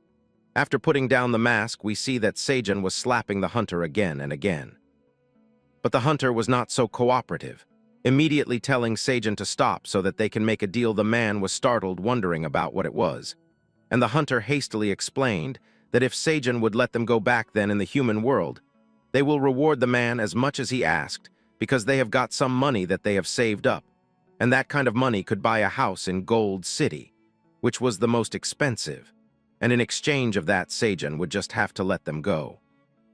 But hearing that, Seijun started tinkering inside his pocket, telling the hunters that even deals would have to make sense to him. We see that inside the pocket was a great deal, because it was a black card issued by banks to rich individuals, and Seijun flashed it in front of the hunter while saying that he was not the type to fall for that kind of pocket chain. Even the hunter knew that this special black card that the bank was issuing was only for the ultra-elite, and someone like Seijun, who they thought was pushover, was actually in possession of this card. But Seijun immediately snapped the hunter's attention, telling him that this was not the most important thing right now, because it turned out that his revenge from the promotion exam hall not long ago ends like this, when everything came back to money. The hunter immediately apologized to the man, telling him that they have made a mistake, but Nepaldi was not going to let it slide, because they have called him bald and shiny head and whatnot, and still, Seijun refused to give up, but these hunters were actually the real bad guys who were ending it. Famous thugs in the neighborhood doing bad things just for money. Seijun immediately asked the hunters if failing in the promotion exam was a bigger fault, or beating up weak people because they were strong, and then taking their money was way bigger than anything else, which also resulted in the hunters scamming people. It looks like Seijun had many things inside his pocket as he started rummaging around inside once again, taking out 3 golden balls which were having a devilish aura around them. Seijun smiled to compliment the devil inside, and told the hunter that this was the pollen from the forget-me-not flower that Ryuk had given him, which was all mashed together. And Seijun had pressed it down so hard, and made such a concentration that he had no idea how strong the effect will be. Only by sniffing the hunters realized that their memories were all over the place, and they were suddenly becoming victims of way brutal crimes that they actually never did due to the medicine's after effect, but the hunter was still not ready to give up. So Seijun decided that he should use the forget-me-not flower ready to finish it once and for all. He forcefully opened the jaw of one hunter, and just when the man started screaming, the scene cut off to the next day. Kim Nari and Birdie were running around while Sasha was perched on Kim Nari's shoulders, the bird thinking that child-rearing was really tiring. At that moment, Ryuk and Bayam were talking about how the boy was going to clean up the Hanbit Research Institute, and how he was even taking Seijun with him along with Birdie to make things easier. Ryuk wanted Bayam to take care of the house while he was gone, and the eagle assured him that nothing bad would happen. Just then, Ryuk was called from behind by none other than Seijun himself, who told him that all the preparations were complete. They noticed that their chef was in a really good mood, and Seijun explained that Ryuk had promised to introduce him to an A+ grade alchemist who might be able to solve his problems. Bayam realized how serious Seijun's issue must have been. Meanwhile, Gia was watching all of them, wondering if Ryuk was really planning to enter the institute with his real face and wreck everything. She thought that maybe he should at least have a disguise. It didn't seem like a bad idea, but Seijun wondered if they would have to disguise themselves to meet the alchemist too. Just then Gia took off her head mask, looking as beautiful as ever, and told Ryuk to take at least the skull with him so it would help as a disguise, because being a wanted man with a real face was never good. Ryuk wondered if the mask would even fit him, while Seijun's mind was completely blown as he kept staring at the girl. Meanwhile, Bayam joked that even though his sister's face was small, her head was really big, so if the mask fit her, it would definitely fit Ryuk. Seijun's heart started pounding as he blushed, realizing that something strange was happening. He was actually falling in love at first sight. Meanwhile, Bayam was getting beaten up by Gia for his comment, his head being stretched while he screamed. Seijun immediately got down on one knee and told Gia that he had a personality where he acted on whatever came to mind right away. Then, with his most charming face, he asked her about her type. Both Bayam and Ryuk spat out the water they were drinking in shock, and even Gia froze for a second, surprised by the sudden question. Ryuk and Bayam sat down with some popcorn, saying it had been a while since they'd had such entertainment. Bayam explained that his sister always took every question seriously and would always answer honestly, no matter how strange it was. So Gia thought for a moment and said that, for now, she liked something flashy and something that could dance well. Hearing that, Seijun wondered if she preferred peacocks over humans, and what completely crushed him was when she added that she also liked people with lots of hair, the more the better. The one thing Seijun lacked most was hair. Fueled by new determination, Seijun turned to Ryuk with fire in his eyes, saying they had to meet the alchemist as soon as possible. Ryuk asked where they were stopping on the way, but Seijun didn't care. Anywhere was fine as long as he could fix his hair problem. The scene then shifted to the real world, where a huge gate had opened, scaring all the humans who saw it. They wondered why a return gate was so massive. Suddenly, a gigantic beak emerged, followed by a colossal monster bird that burst out at incredible speed. Everyone realized it was the parrot vulture, and they quickly decided to report it to the association. For a moment, some thought they saw people riding it, but since that didn't make sense, they focused on reporting first. From above, however, we see 3 people riding the parrot vulture. Seijun asked Ryuk where they were going, and why he was bringing such a massive bird with them. People were bound to be shocked. Ryuk simply said that there was no reason to walk when they had a ride. As the camera zoomed in, we see that both Seijun and Birdie were wearing masks, while Ryuk, smiling beneath his skull head, enjoyed the view of the bright sky. He decided that this new ride should be called Blue, to match its color. Seijun kept asking where they were headed, but Ryuk didn't answer. Meanwhile, at the Hanbit Institute, the head scientist was being told that all the hunters sent this time had returned with amnesia and remembered nothing. When he asked about the Tri-King Chimera, he was informed that it had been lost in the demon realm. Furious, the scientist slammed the table repeatedly, scaring his subordinates. He knew that losing the mechanical creature would not only ruin their reputation, but also endanger their government funding, as a shady organization that had invested heavily would not take it lightly.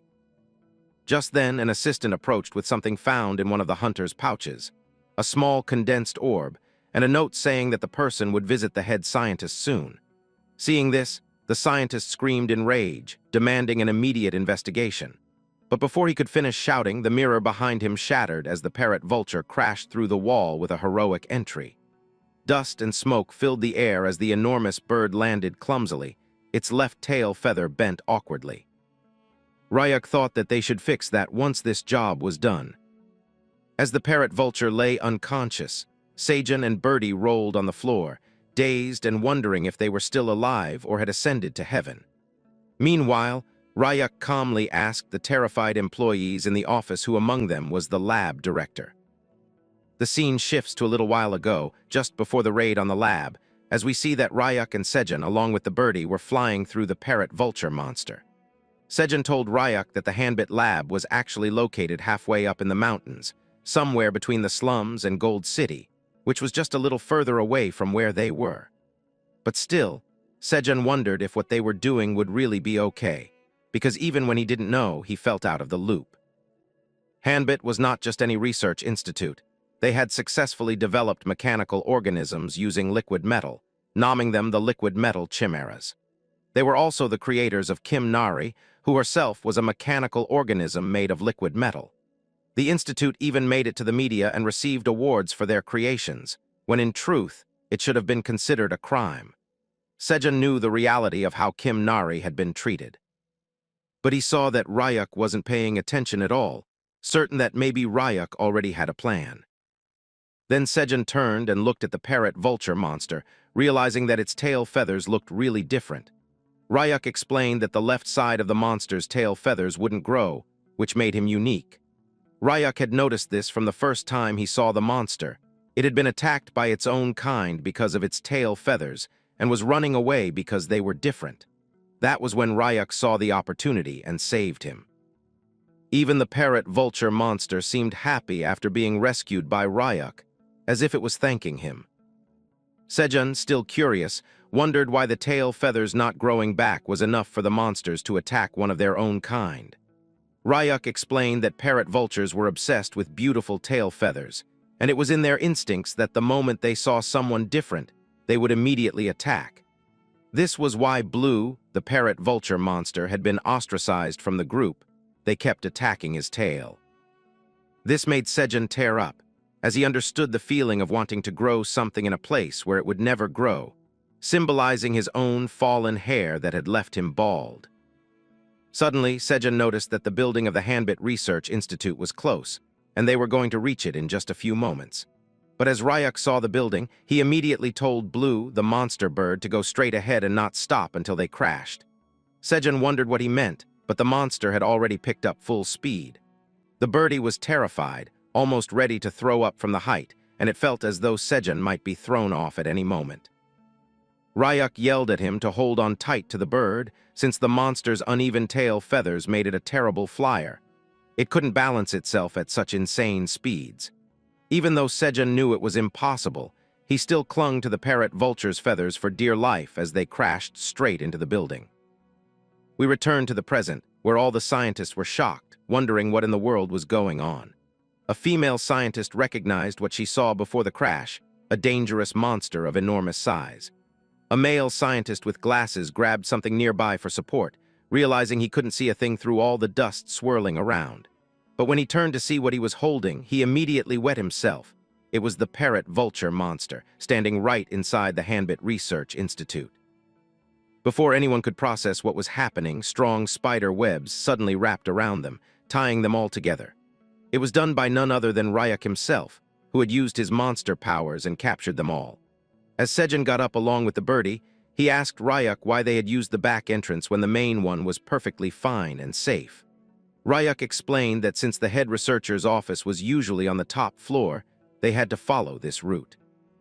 Wondering if the head researcher was plotting something, Ryuk immediately asked the tied-up scientists if this was indeed the Hanbit Research Institute. The scientists didn't answer, confused about who Ryuk actually was. Ryuk introduced himself as Kim Nari's guardian, but the scientists didn't seem to understand what he was talking about. This pissed Ryuk off, and suddenly he noticed something was wrong. A strange, ominous feeling was spreading through the air, the presence of a chimera. Ryuk instantly realized that something was not right. The scene shifts to Gold City, and in the Hunter Association building, where we see that an old man asked a young boy about how his B-ranked exam prep was going on, warning the young man that if he failed, then the old man would kick him out of the house, so he should be aware. We come to know that this young man was named Lee, who was actually a C-class individual, and the old man was a C-ranked hunter too, who was the grandfather of Lee and the head of the Hunter Association. Lee wondered why his grandfather was so hell-bent on him leveling up when he was only in his early 20s, knowing that it was going a bit fast. And more importantly, as Lee was back in the Hunter Association's building office after a long time, he wanted some pocket money from his grandfather. The old man sighed at this behavior of his grandson, telling him that he had been raised with care because he was the old man's only grandson. But the old man was already 84 years old, and it was about time someone took over the position of the head of the Hunter Association. We see that Lee was not at all interested in this, and was sweating all over his face because this conversation actually made him nervous. But the grandpa explained that in his youth, he saw the awakened as they risked their lives to save people. And it was due to this that the old man created the Hunter Association so that he could help them because he wanted to do his part, however small, to protect the world. But the awakened ones of today were no longer ready to take on dangerous jobs, and most of them were only interested in profitable ventures, only running towards money. The old man was not signifying that the hunters should go to their deaths just because they were awakened, and even the Chimera research started in the first place to protect them. But to hire a Chimera hunter, the Hunter Association would have to pay a huge amount of money so that the Chimera Research Institute could run. The experimentations done by the Institute were affecting lives in the poor areas, who were inevitably exposed to danger even when it was all for survival. The old man couldn't help but blame the other hunters because he still couldn't forget about the heroes of the old era who actually saved people, no matter if they were rich or poor. And the old man also believed that a world where life and death were decided by money was wrong, and it was only at times like these that the Hunter Association needed to stand even taller. But everyone only looked at money and coveted the position of the Hunter Association head. The man knew that if Lee would become the association chairman, Then he could form a more solid foundation and be righteous, because for the old man, it was late, as he had awakened pretty late in his life. And now he was living as a powerless association chairman because his rank was low. But if it was Lee who had awakened at a young age, things could be different. The boy was getting annoyed by all this and was going to snap back at his grandpa. But before that, an assistant came inside the office, telling the head that inside the slums, a giant parrot vulture monster had appeared. Hearing this, both Lee and his grandpa were shocked, wondering how it could happen when there were no naturally occurring gate signals. But the assistant told the chairman with hesitation that all the hunters were being contacted, but no one was ready to step up, and they were actually ignoring all the calls. The head knew that this would happen because the incident happened in a slum, and there were no people who could afford these hunters. So the old man decided to take matters into his own hands, as he told the assistant to contact all the Chimera labs near the vicinity of the incident, deciding to go himself. Hearing that, even Lee couldn't contain himself, telling his grandpa that he would also be coming for support. The scene shifts back to the Hanbit Research Institute once again, where we see that Ryuk had binded the head researcher with the spider web, but it was really strange because the man was not speaking at all and was giving off a purple miasma of a chimera. Ryuk knew that something was wrong, and he binded the spider web so tight that the researcher was split in half. This horrified Sejun, but then he noticed that in actuality, the head scientist was a chimera made out of liquid metal. Looking at that, even the birdie was shocked, knowing the true potential of what the liquid metal chimera could do. Even the scientists working in the lab were shocked, knowing that the director had turned himself into a chimera with his disfigured body and ugly face. Ryuk was being challenged by the chimera director, who asked about how Ryuk dared to enter a lab so sacred. The chimera director was ready to even send Ryuk to his death if this was what it meant to protect the secrets. And as Ryuk realized that the chimera was the head of the lab, he started analyzing everything, knowing that this director was also turned into a liquid metal chimera, just like Kim Nari, but he was not completely liquid metal yet. Ryuk realized that maybe the director had done biological experiments on his own body so that he could enhance it all. But suddenly, the birdie told Ryuk something shocking as he communicated to him telepathically, saying that he had succeeded in getting the memories of the chimera director.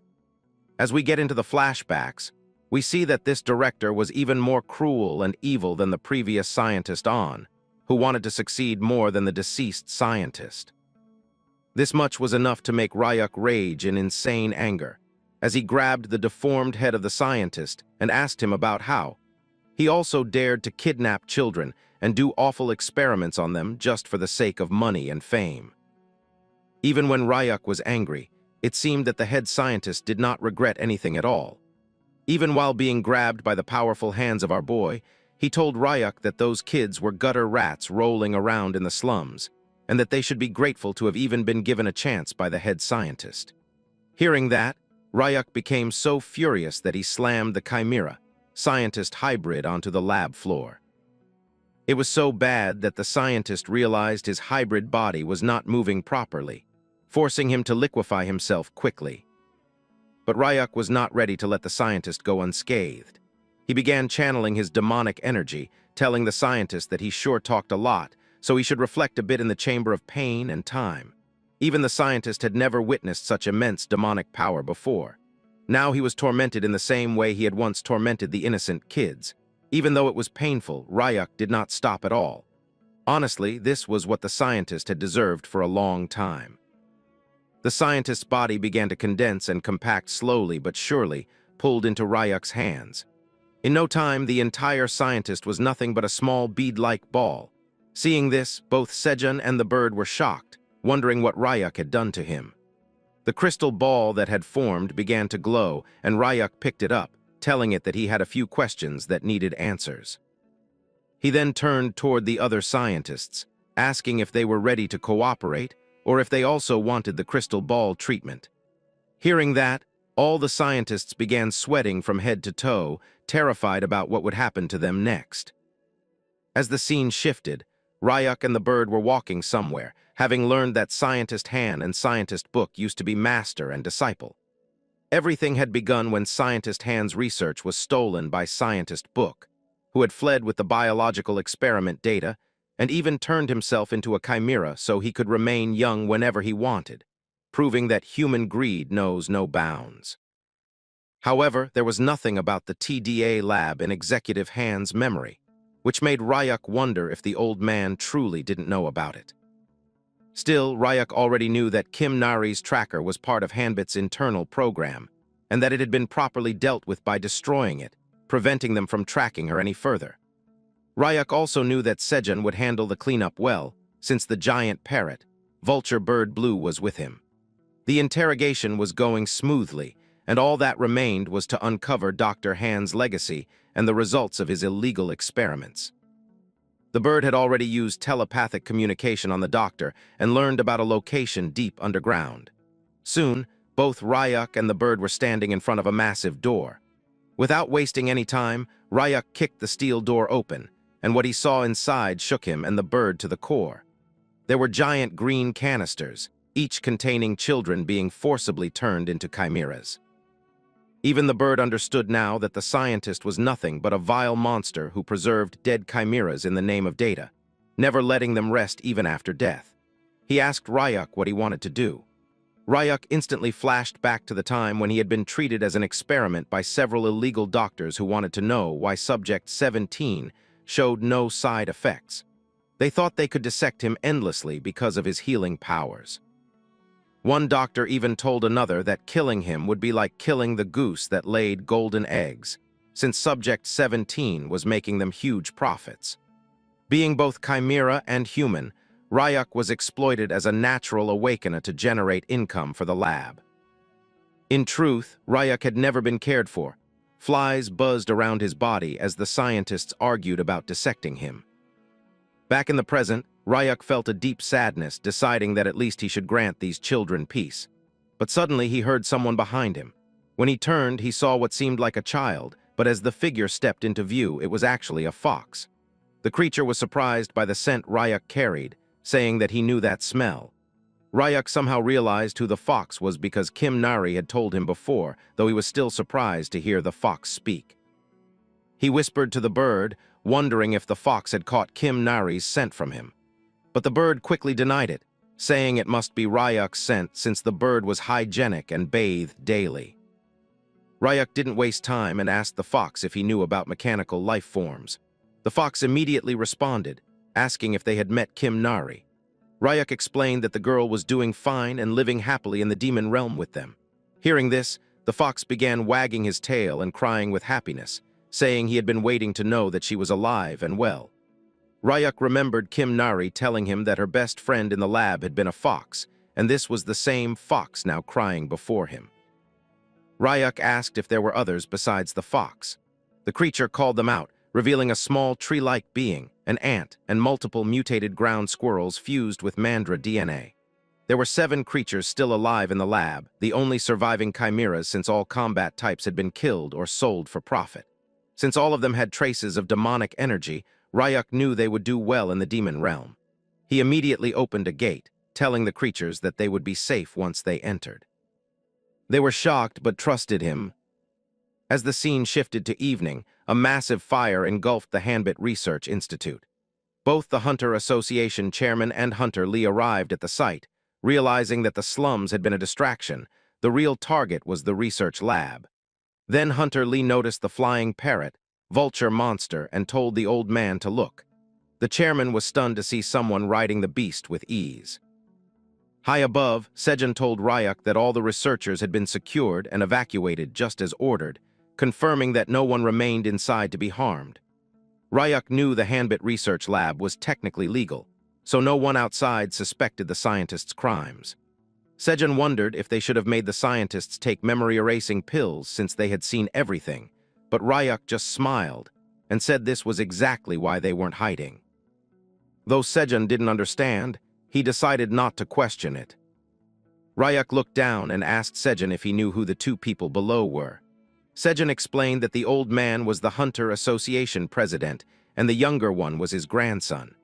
Down below, the president was shocked to see a human flying on a parrot, Vulture Monster. Ryuk realized they had arrived in response to the fire report, and something about their names sounded familiar. Suddenly remembering something, he smiled, holding up the crystal ball made from the Chimera scientist and throwing it straight toward the president. Sejun was shocked, wondering what Ryuk was doing, but the old man easily caught the high-velocity crystal ball. As he looked at it, the president began sweating, while his grandson asked what was going on. The old man, reminiscing, thought he would never see such a crystal again. It was a mana sealing spell, which could only be undone by someone whose mana exceeded the caster's. The director wondered who could have done this to the scientist and why. Just then, hunters ran up to the chairman, reporting that there were no casualties, though some researchers had given strange testimonies, claiming the head scientist was actually a chimera and that the attackers had helped them evacuate from a fire they had started themselves. The old man wondered what on earth was happening, suspecting that perhaps the child he once knew was still alive. The scene shifted again. Ryuk and the others were flying as Ryuk told Sejun they should head back to the slums. Sejun joked, asking if they were going to meet the one who could solve his hair problem, but Ryuk explained that he had planned to settle things peacefully in the human realm. However, now that the association was on their trail, it would become a hassle.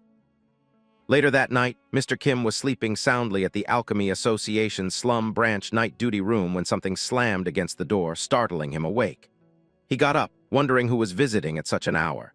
But as soon as he opened the door, he was greeted by Sejun, badly injured and in terrible shape.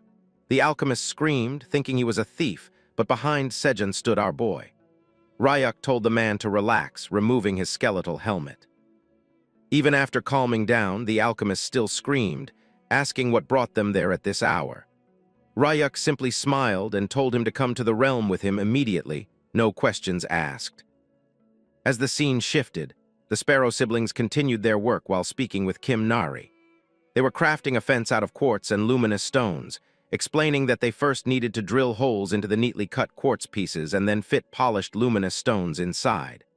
The moment they pressed the glowing stones into place, light bloomed across the surface, and Kim Nari stared at it with sparkling eyes, calling out excitedly to Baum, the Sparrow uncle, that it looked amazing. Gia laughed, admitting that even she would never have thought of something like this. Sasa, however, jumped at the glowing stone contraption in alarm, assuming it was an enemy, while the Sparrow brother calmly explained that now they simply needed a longer fence and wondered aloud how many pieces they would need.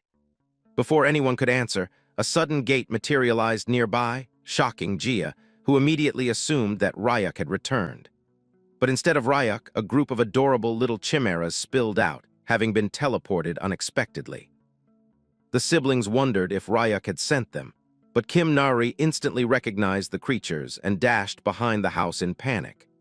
Gia saw her running and tried to understand why she reacted that way, but Kim Nari's surprise left no time for explanation. In another corner, Sasa was interrogating the chimeras as if they were criminals, while the bewildered newcomers struggled to understand what was wrong. The Sparrow siblings initially thought Sasa might simply be scared of strangers, but Gia quickly caught on to what was really happening. Sasa wanted to assert dominance over these newly arrived chimeras. His first target was the leafy chimera, whom he confronted boldly, but the leafy creature ignored him entirely and walked past without sparing him a glance. Drawn by instinct, the plant-like chimera wandered straight toward the lush vegetable patch Ryuk had cultivated for the mandras. Just as the leafy one stepped in, a chorus of furious mandras burst out with a loud thud, shocked to find an intruder in their territory.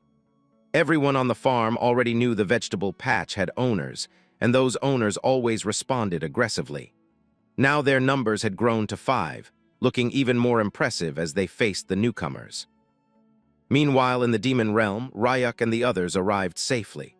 The giant bird blue happily stretched his wings, enjoying the familiar environment, while Ryuk told him to take a break. With him were Sejun, Manager Kim, and the alchemist, each relieved to finally return home. Manager Kim looked around in awe, shocked that Ryuk had managed to build an entire home in such a place. He muttered in disbelief, wondering if he could even call this a house, since a home constructed inside the demon realm was practically priceless. He examined the structure, searching for rooms, a front door, and windows, unable to grasp how Ryuk had achieved it. Ryuk, however, was focused elsewhere. He spotted Kim Nari standing alone near a tree, realizing she still had not made up with her friends. He immediately instructed manager Kim and Sejun not to move yet and to stay where they were. They agreed without question as Ryuk approached Kim Nari, offering her the skeleton mask. She hesitated at first, wondering if everything had been handled properly, but he assured her that everything had gone perfectly. Gia added that she planned to make another skeletal mask, just for Ryuk as well. Before Ryuk could reply, he turned to see the grass chimera and the mandras staring each other down. Gia explained that the sapling chimera had its eyes on the vegetable patch, but now both sides refused to back down. Baum noticed the ant preparing to leap in and assumed it sensed danger, but they soon realized the ant was actually helping the sapling chimera by grabbing a small vine from its back and hurling it forward like a shot put. The vine soared across the patch with remarkable accuracy. Even the smallest mandra was stunned by the synchronized attack. But the metallic mandra immediately retaliated, swatting the thrown vine aside and sending the ant into a rage. The siblings watched in amazement, realizing that the mandra's teamwork had improved significantly, but the sapling and the ant were impressive too. Before the conflict escalated further, both sides reluctantly retreated out of the vegetable patch along with the other chimeras. Ryuk exhaled, satisfied that their chaotic welcome ceremony had concluded. But one more issue remained: the broken relationship between Kim Nari and the fox. The fox sniffed around Kim Nari repeatedly, certain now that the girl before her was indeed the machine creature she once knew. She lowered her head, determined to apologize, refusing to move until Kim Nari accepted her remorse. As the scene shifted into a flashback, the truth of Kim Nari's past emerged. In a sterile laboratory, scientists discussed the machine creature's repeated refusal to participate in ranked matches despite her top scores. They noted that whenever she entered a ranked match recently, she simply stood there and accepted every attack without resisting, as though ignoring all orders. They theorized that despite being engineered for combat, she was born with a gentle nature, which clashed with the violent environment she was forced into. They recalled how she had once been bullied by many other camera kids, and now, rather than fighting back, she simply endured everything. The scientists worried this would be her downfall, but head scientist Han dismissed these concerns, calling her a foolish creature, insisting that if personality was the problem, they could simply remodel it. Their solution was ruthless: assign her weak roommates, creatures who would follow her easily, bond with her, and then, once she trusted them, command those same roommates to betray her in battle. This would break her spirit so completely that she would fight out of desperation. This was how she met the small chimeras. They were kind, gentle, and quickly grew attached to her. But when the scientists' cruel plan unfolded, those same creatures were forced to betray her in matches. The scientists watched with twisted satisfaction, claiming nothing hurt more than being stabbed in the back by those she trusted. As the machine creature crumbled emotionally, they approached her coldly, insisting that friends did not exist and that next time her former companions would kill her. It was in that moment that her survival instincts awakened. As they told her that if she did not want to die, she should kill her friends first, she made her decision. She would not harm anyone. Instead, she fled, running past the gates and escaping straight into the demon realm, leaving the stunned scientists behind. They knew immediately that allowing her to vanish into the demon realm would lead to catastrophic consequences. Back in the present, Kim Nari had returned to her mechanical form, trembling and crying as she faced the fox. The fox also broke into tears, lamenting that she had been the one who bit Kim Nari, so why was Kim Nari crying instead of hatting her? But Kim Nari reached out and told her that she had missed them, that she had missed all of them, and she would never leave them again. The bird siblings and Ryuk witnessed the reunion from behind a tree. They exchanged glances and quietly decided to retreat, pretending they had seen nothing. Even though they now knew Kim Nari's true form, they respected her privacy. Ryuk felt relieved that they reconciled so quickly. Meanwhile, Sejun and manager Kim were still standing exactly where Ryuk had told them, stiff and silent, unsure how long they were expected to wait. Ryuk, mildly surprised, told them they could move now. He had only asked them to stay still so Kim Nari wouldn't be startled by strangers. But the Sparrow siblings immediately became curious, wondering who the man in pajamas beside Sejin was, since he looked oddly comfortable. Ryuk introduced him as an A-rank alchemist who would help lift their curses. Manager Kim stepped forward politely, introducing himself and immediately asking the siblings if he could pluck a few of their feathers if it wouldn't trouble them. The bird siblings stared at him in shock, wondering what strange intentions this alchemist possibly had. As the scene shifts, we return to reality where Bong and the shop lady were talking about how the place had gone crazy earlier, how a huge blue monster bird had flown straight out of the gate, and hunters from the Hunter Association had rushed in like a swarm, plunging the entire area into chaos. The lady, who had stayed inside the whole time, wondered aloud if it had truly been that bad since she hadn't heard a single thing. Bong abruptly changed the topic, mentioning that the weather had been getting pretty cold lately. The lady agreed, thinking winter might be on its way. Before he could say more, Bong stared in surprise at what she had just served him, hot roasted sweet potatoes steaming gently in the chilly air. She added tea and a few tasty side dishes, insisting nothing beats roasted sweet potatoes on a cold day. Bong thanked her shyly and began eating slowly, feeling warmth spread through him with every bite. The lady urged him to eat plenty since there were more potatoes where those came from. But the boy hesitated, embarrassed that he was the only one eating. She quickly clarified she had already eaten earlier.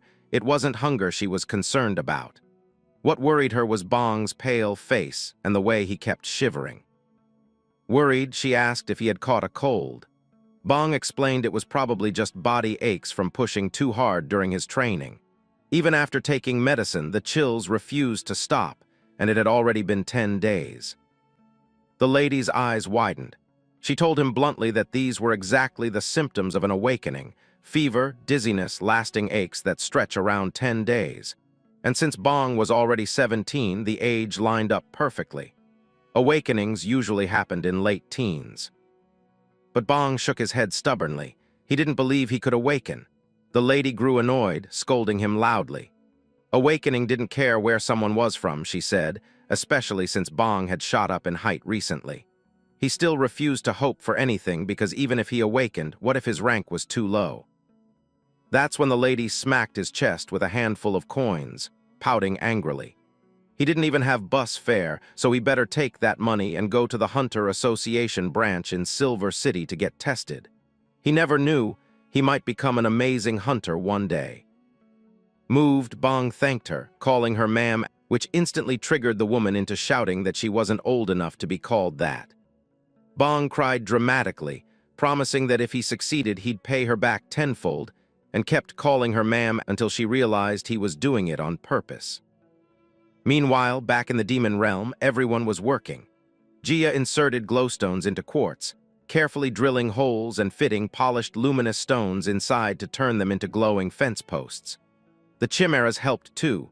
Sasa occasionally attacked the glowing stones, mistaking them for enemies, while Bayam carried materials around tirelessly. Seo Jun was exhausted down to his bones, but even as he said he was leaving, he kept helping anyway, mainly because the alchemist, Manager Kim, was still there, and Seo Jun had his own motives for staying. After the work finished, everyone gathered around Ryuk. He explained that while Manager Kim was treating Blue's tail feathers, they should complete the rest of the tasks. Seo Jun hadn't told him the important part he'd intended to mention, but Ryuk knew Manager Kim needed perfect focus for his work, so Seo Jun could wait or head home and talk later. Despite being overwhelmed, Seo Jun decided to stay in the demon realm. Ryuk didn't question him. Instead, he told everyone that if they were going to live here, everyone must contribute, big or small. Kim Nari, the fox, and all the chimeras immediately agreed, telling him to leave everything to them. Even Bayam, the bird-headed chimera, felt proud to have a role. Later, Ryuk and Kim Nari walked together.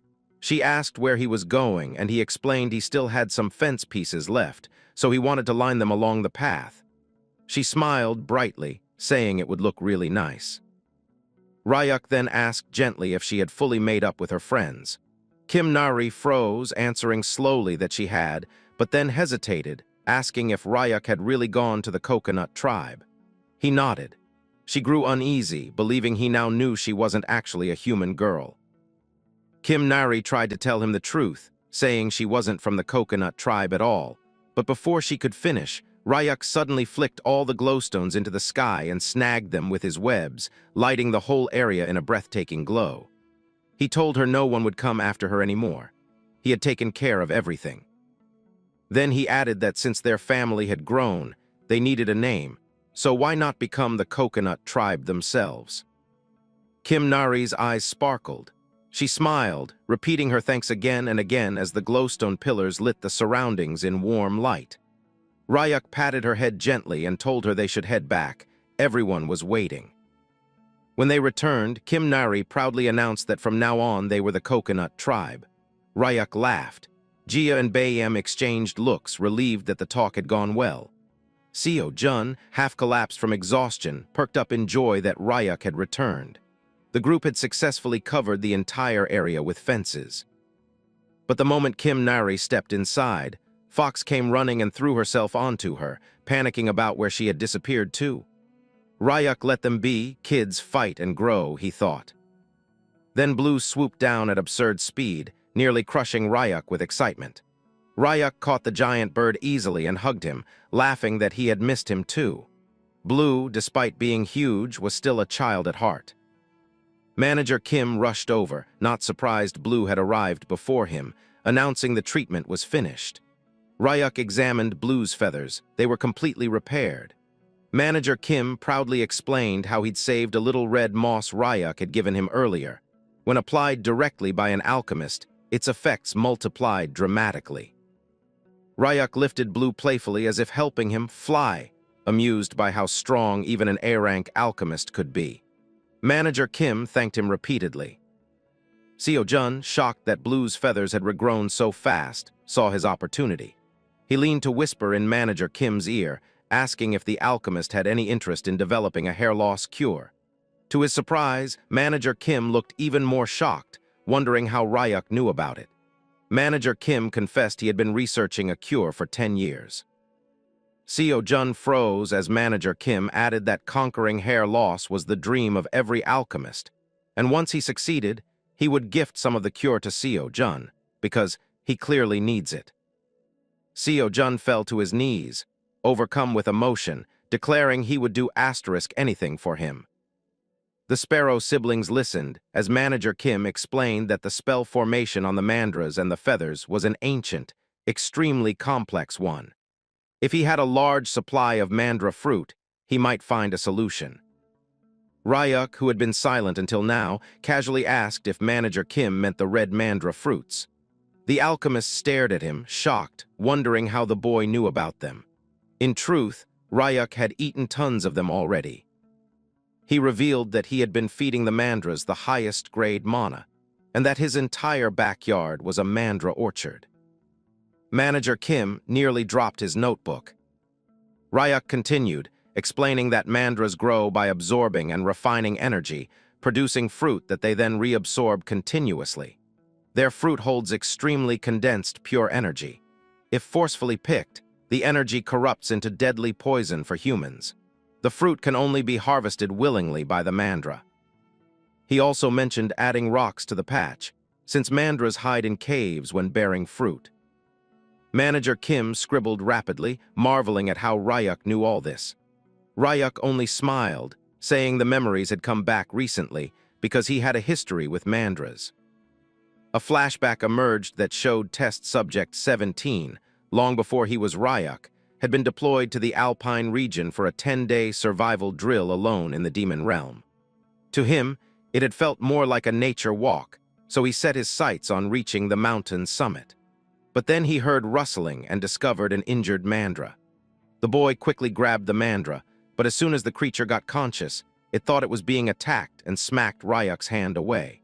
The boy realized that this mandra was a feisty little thing for its size. But the reality was that the mandra was dried up and really injured by something, looking like it could collapse any minute.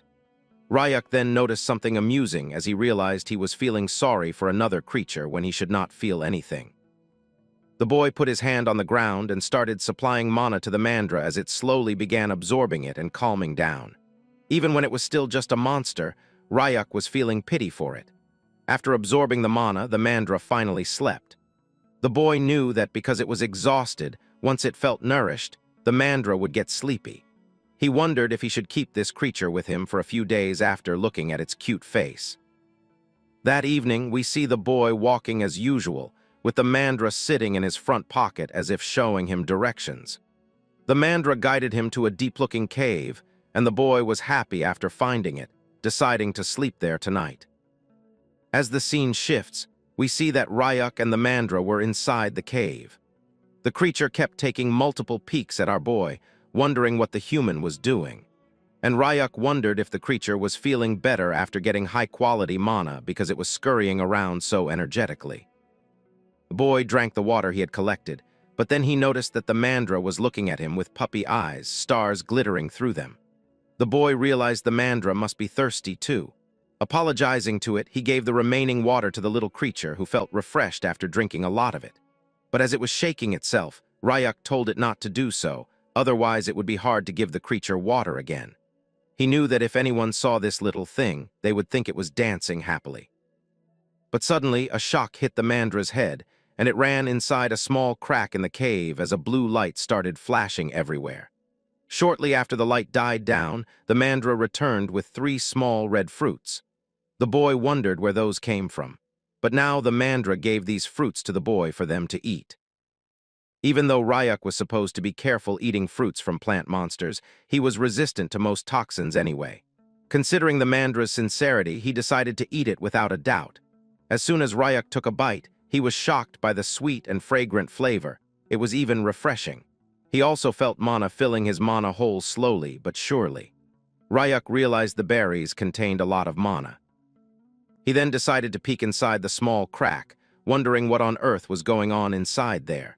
It is then he witnessed that the little guy was producing multiple red berries filled with mana. Ryuk was shocked as now there were 5, and the number kept increasing. Even though the Mandra was getting weaker and weaker, it kept producing fruits and giving them to Ryuk continuously. The boy realized the plant was trying to repay him for saving it. Seeing how much it was struggling, Ryuk felt bad for the little plant who was continuously producing fruits only for him. Ryuk finally denied the fruits, telling the creature that it was enough and that he was full. Then Ryuk learned that Mandras eat their own fruits, and as there were no seeds in them, they could gulp them down without chewing. Ryuk also realized Mandras were a species that eat their own fruits to grow, and mana began circulating through its body. Now Ryuk felt even worse because he had been stealing the Mandra's mana it needed to grow. He knew he would have to make up for that later or something. But then he was even more shocked as he saw the Mandra climbing over the boy's legs and sleeping there. The boy wondered why the plant was climbing onto his lap on purpose when it already had a safe nook in the rocks that would protect it. But seeing that, Ryuk wanted the creature to sleep well. He thought that the creature was really interesting, and he knew he would certainly not be bored while the Mandra was there. But as the snow kept falling, multiple snow monsters appeared behind the cave. Ryuk realized they must be after the Mandra fruits because the fruits were packed with pure energy that would give them a lot of power. But as long as the cute little Mandra was with him, the boy was definitely going to protect this creature from everyone. Ryuk transformed his hands into giant monster-like claws. That alone was enough to scare many away. Those who didn't back down felt the wrath of our boy, as Ryuk easily defeated each monster that came their way. Meanwhile, the Mandra, fully supplied with mana, was feeling really good. Both the Mandra and Ryuk were happy that they were together. But then, something Ryuk did not want happened. It was time for him to head back. He had to match the return spell the lab had placed on him, even when he did not want to. And just when the Mandra was sleeping, Ryuk decided to leave because if it woke up, it would be difficult. Ryuk wondered if this was what people called goodbye. He thought about why he felt sorry for the creature in the first place. Being abandoned alone in the snow field reminded Ryuk of his own past. Ryuk was sure that once he left, the Mandra would probably not survive, but he still had to go.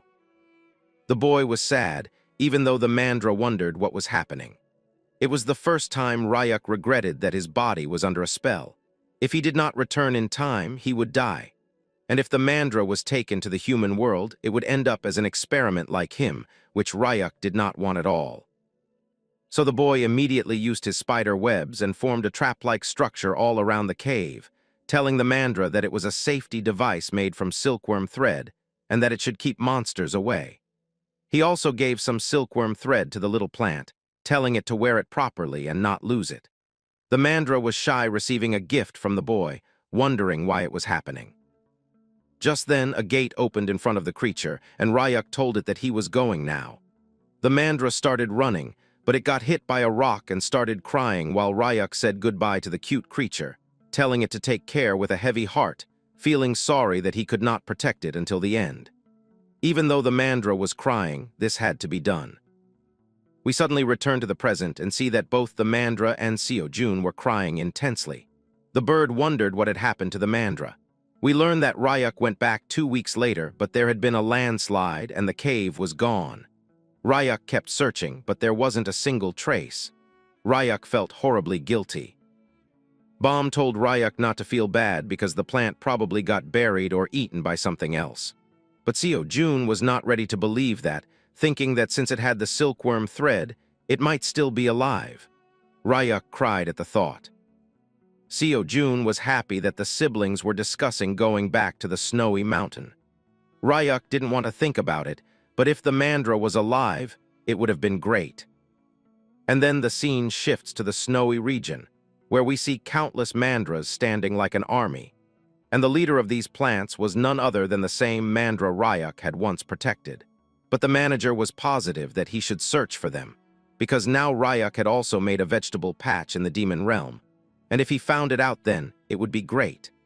And with how fondly Ryuk had narrated the story to everyone, Manager Kim was sure that the boy must have really liked the mandra and truly loved the creature. But just then, the manager remembered something and asked Ryuk if he could try giving the mandras from the vegetable patch some of his own mana, because they would be hungry without mana since they had been busy building fences.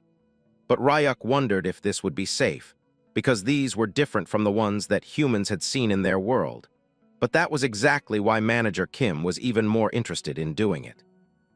He sat down on his knees, wanting to give these creatures his mana, but Ryuk was still skeptical, knowing that no matter how great an A-grade alchemist Manager Kim was, he still needed to be careful, because Ryuk had learned this lesson after having mandra cells implanted in him. That the true power of a healthy mandra was that it was a mana vacuum cleaner, absorbing all the mana of the giver if not kept in check.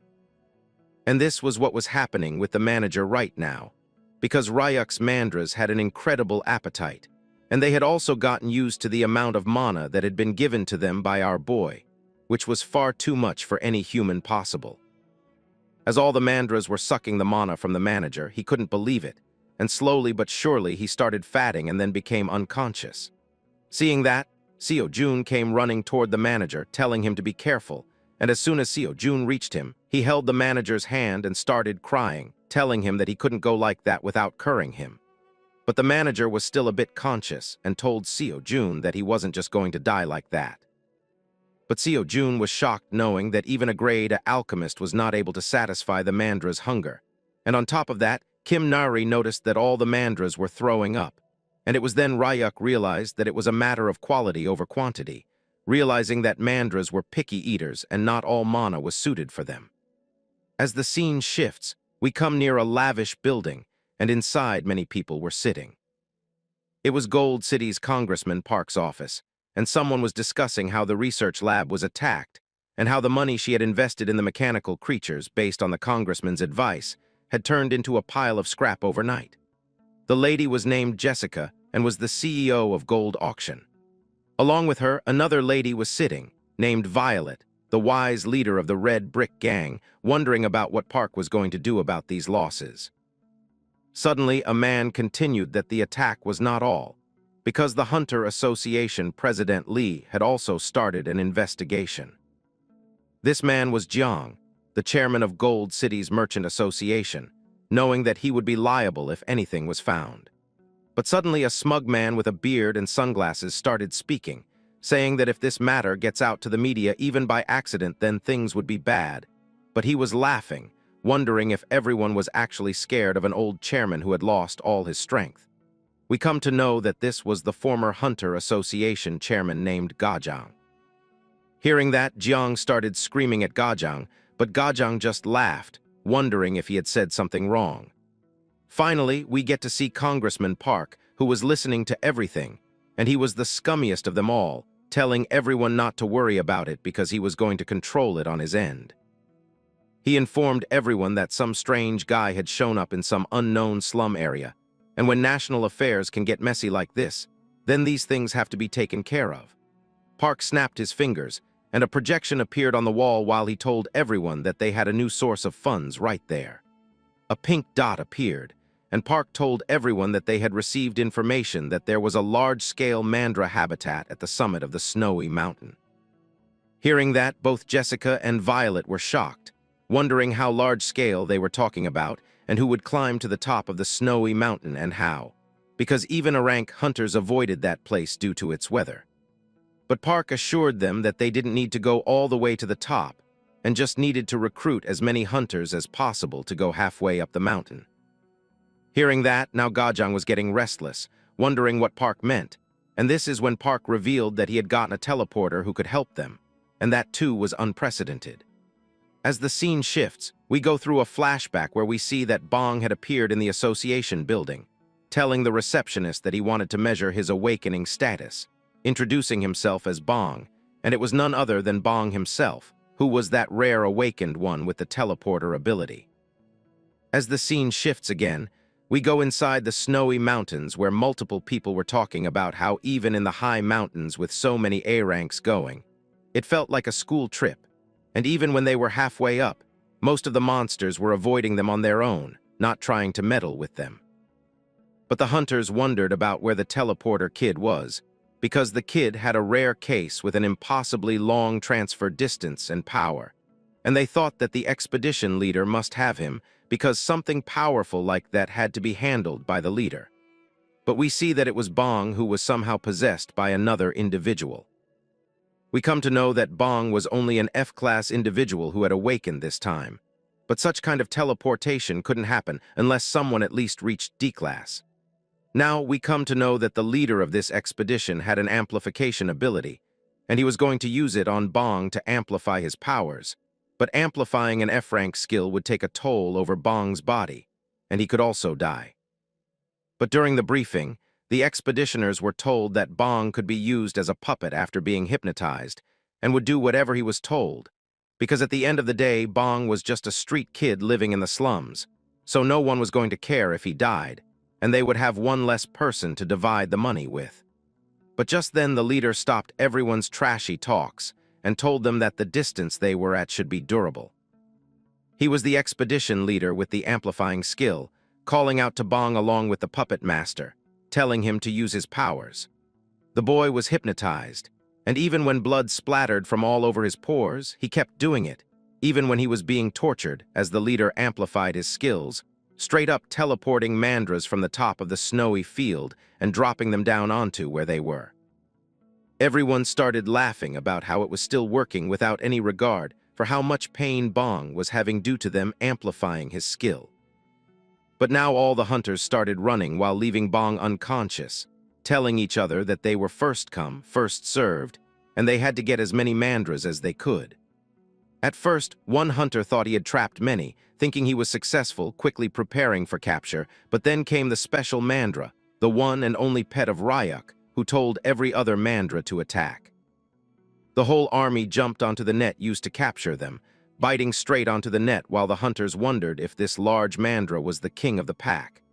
At first it seemed like they were eating the net, but in actuality the mandras were absorbing its mana, knowing that at this rate the net of light would dissolve. But suddenly, a physical-type hunter started attacking using his enhanced physical strength, smacking away all the mandras above the net. This was even risky for the King Mandra, and the man said that even though he wanted to smash the creature into pieces right now, since he was huge, he would be pretty expensive, so he decided to beat the Mandra enough so it wouldn't fully get damaged. But just then, a man interfered, and with one punch he threw the hunter several meters away, and he was none other than our boy himself, Ryuk, who protected his old friend while the hunters wondered who the guy was and why they had never seen him before. The boy was already angry and was having yellowish eyes giving off his chimera energy, making the hunters pee their pants while they wondered who the man in front of them was. And the mandra was so emotional that it immediately realized it had been reunited with its old friend.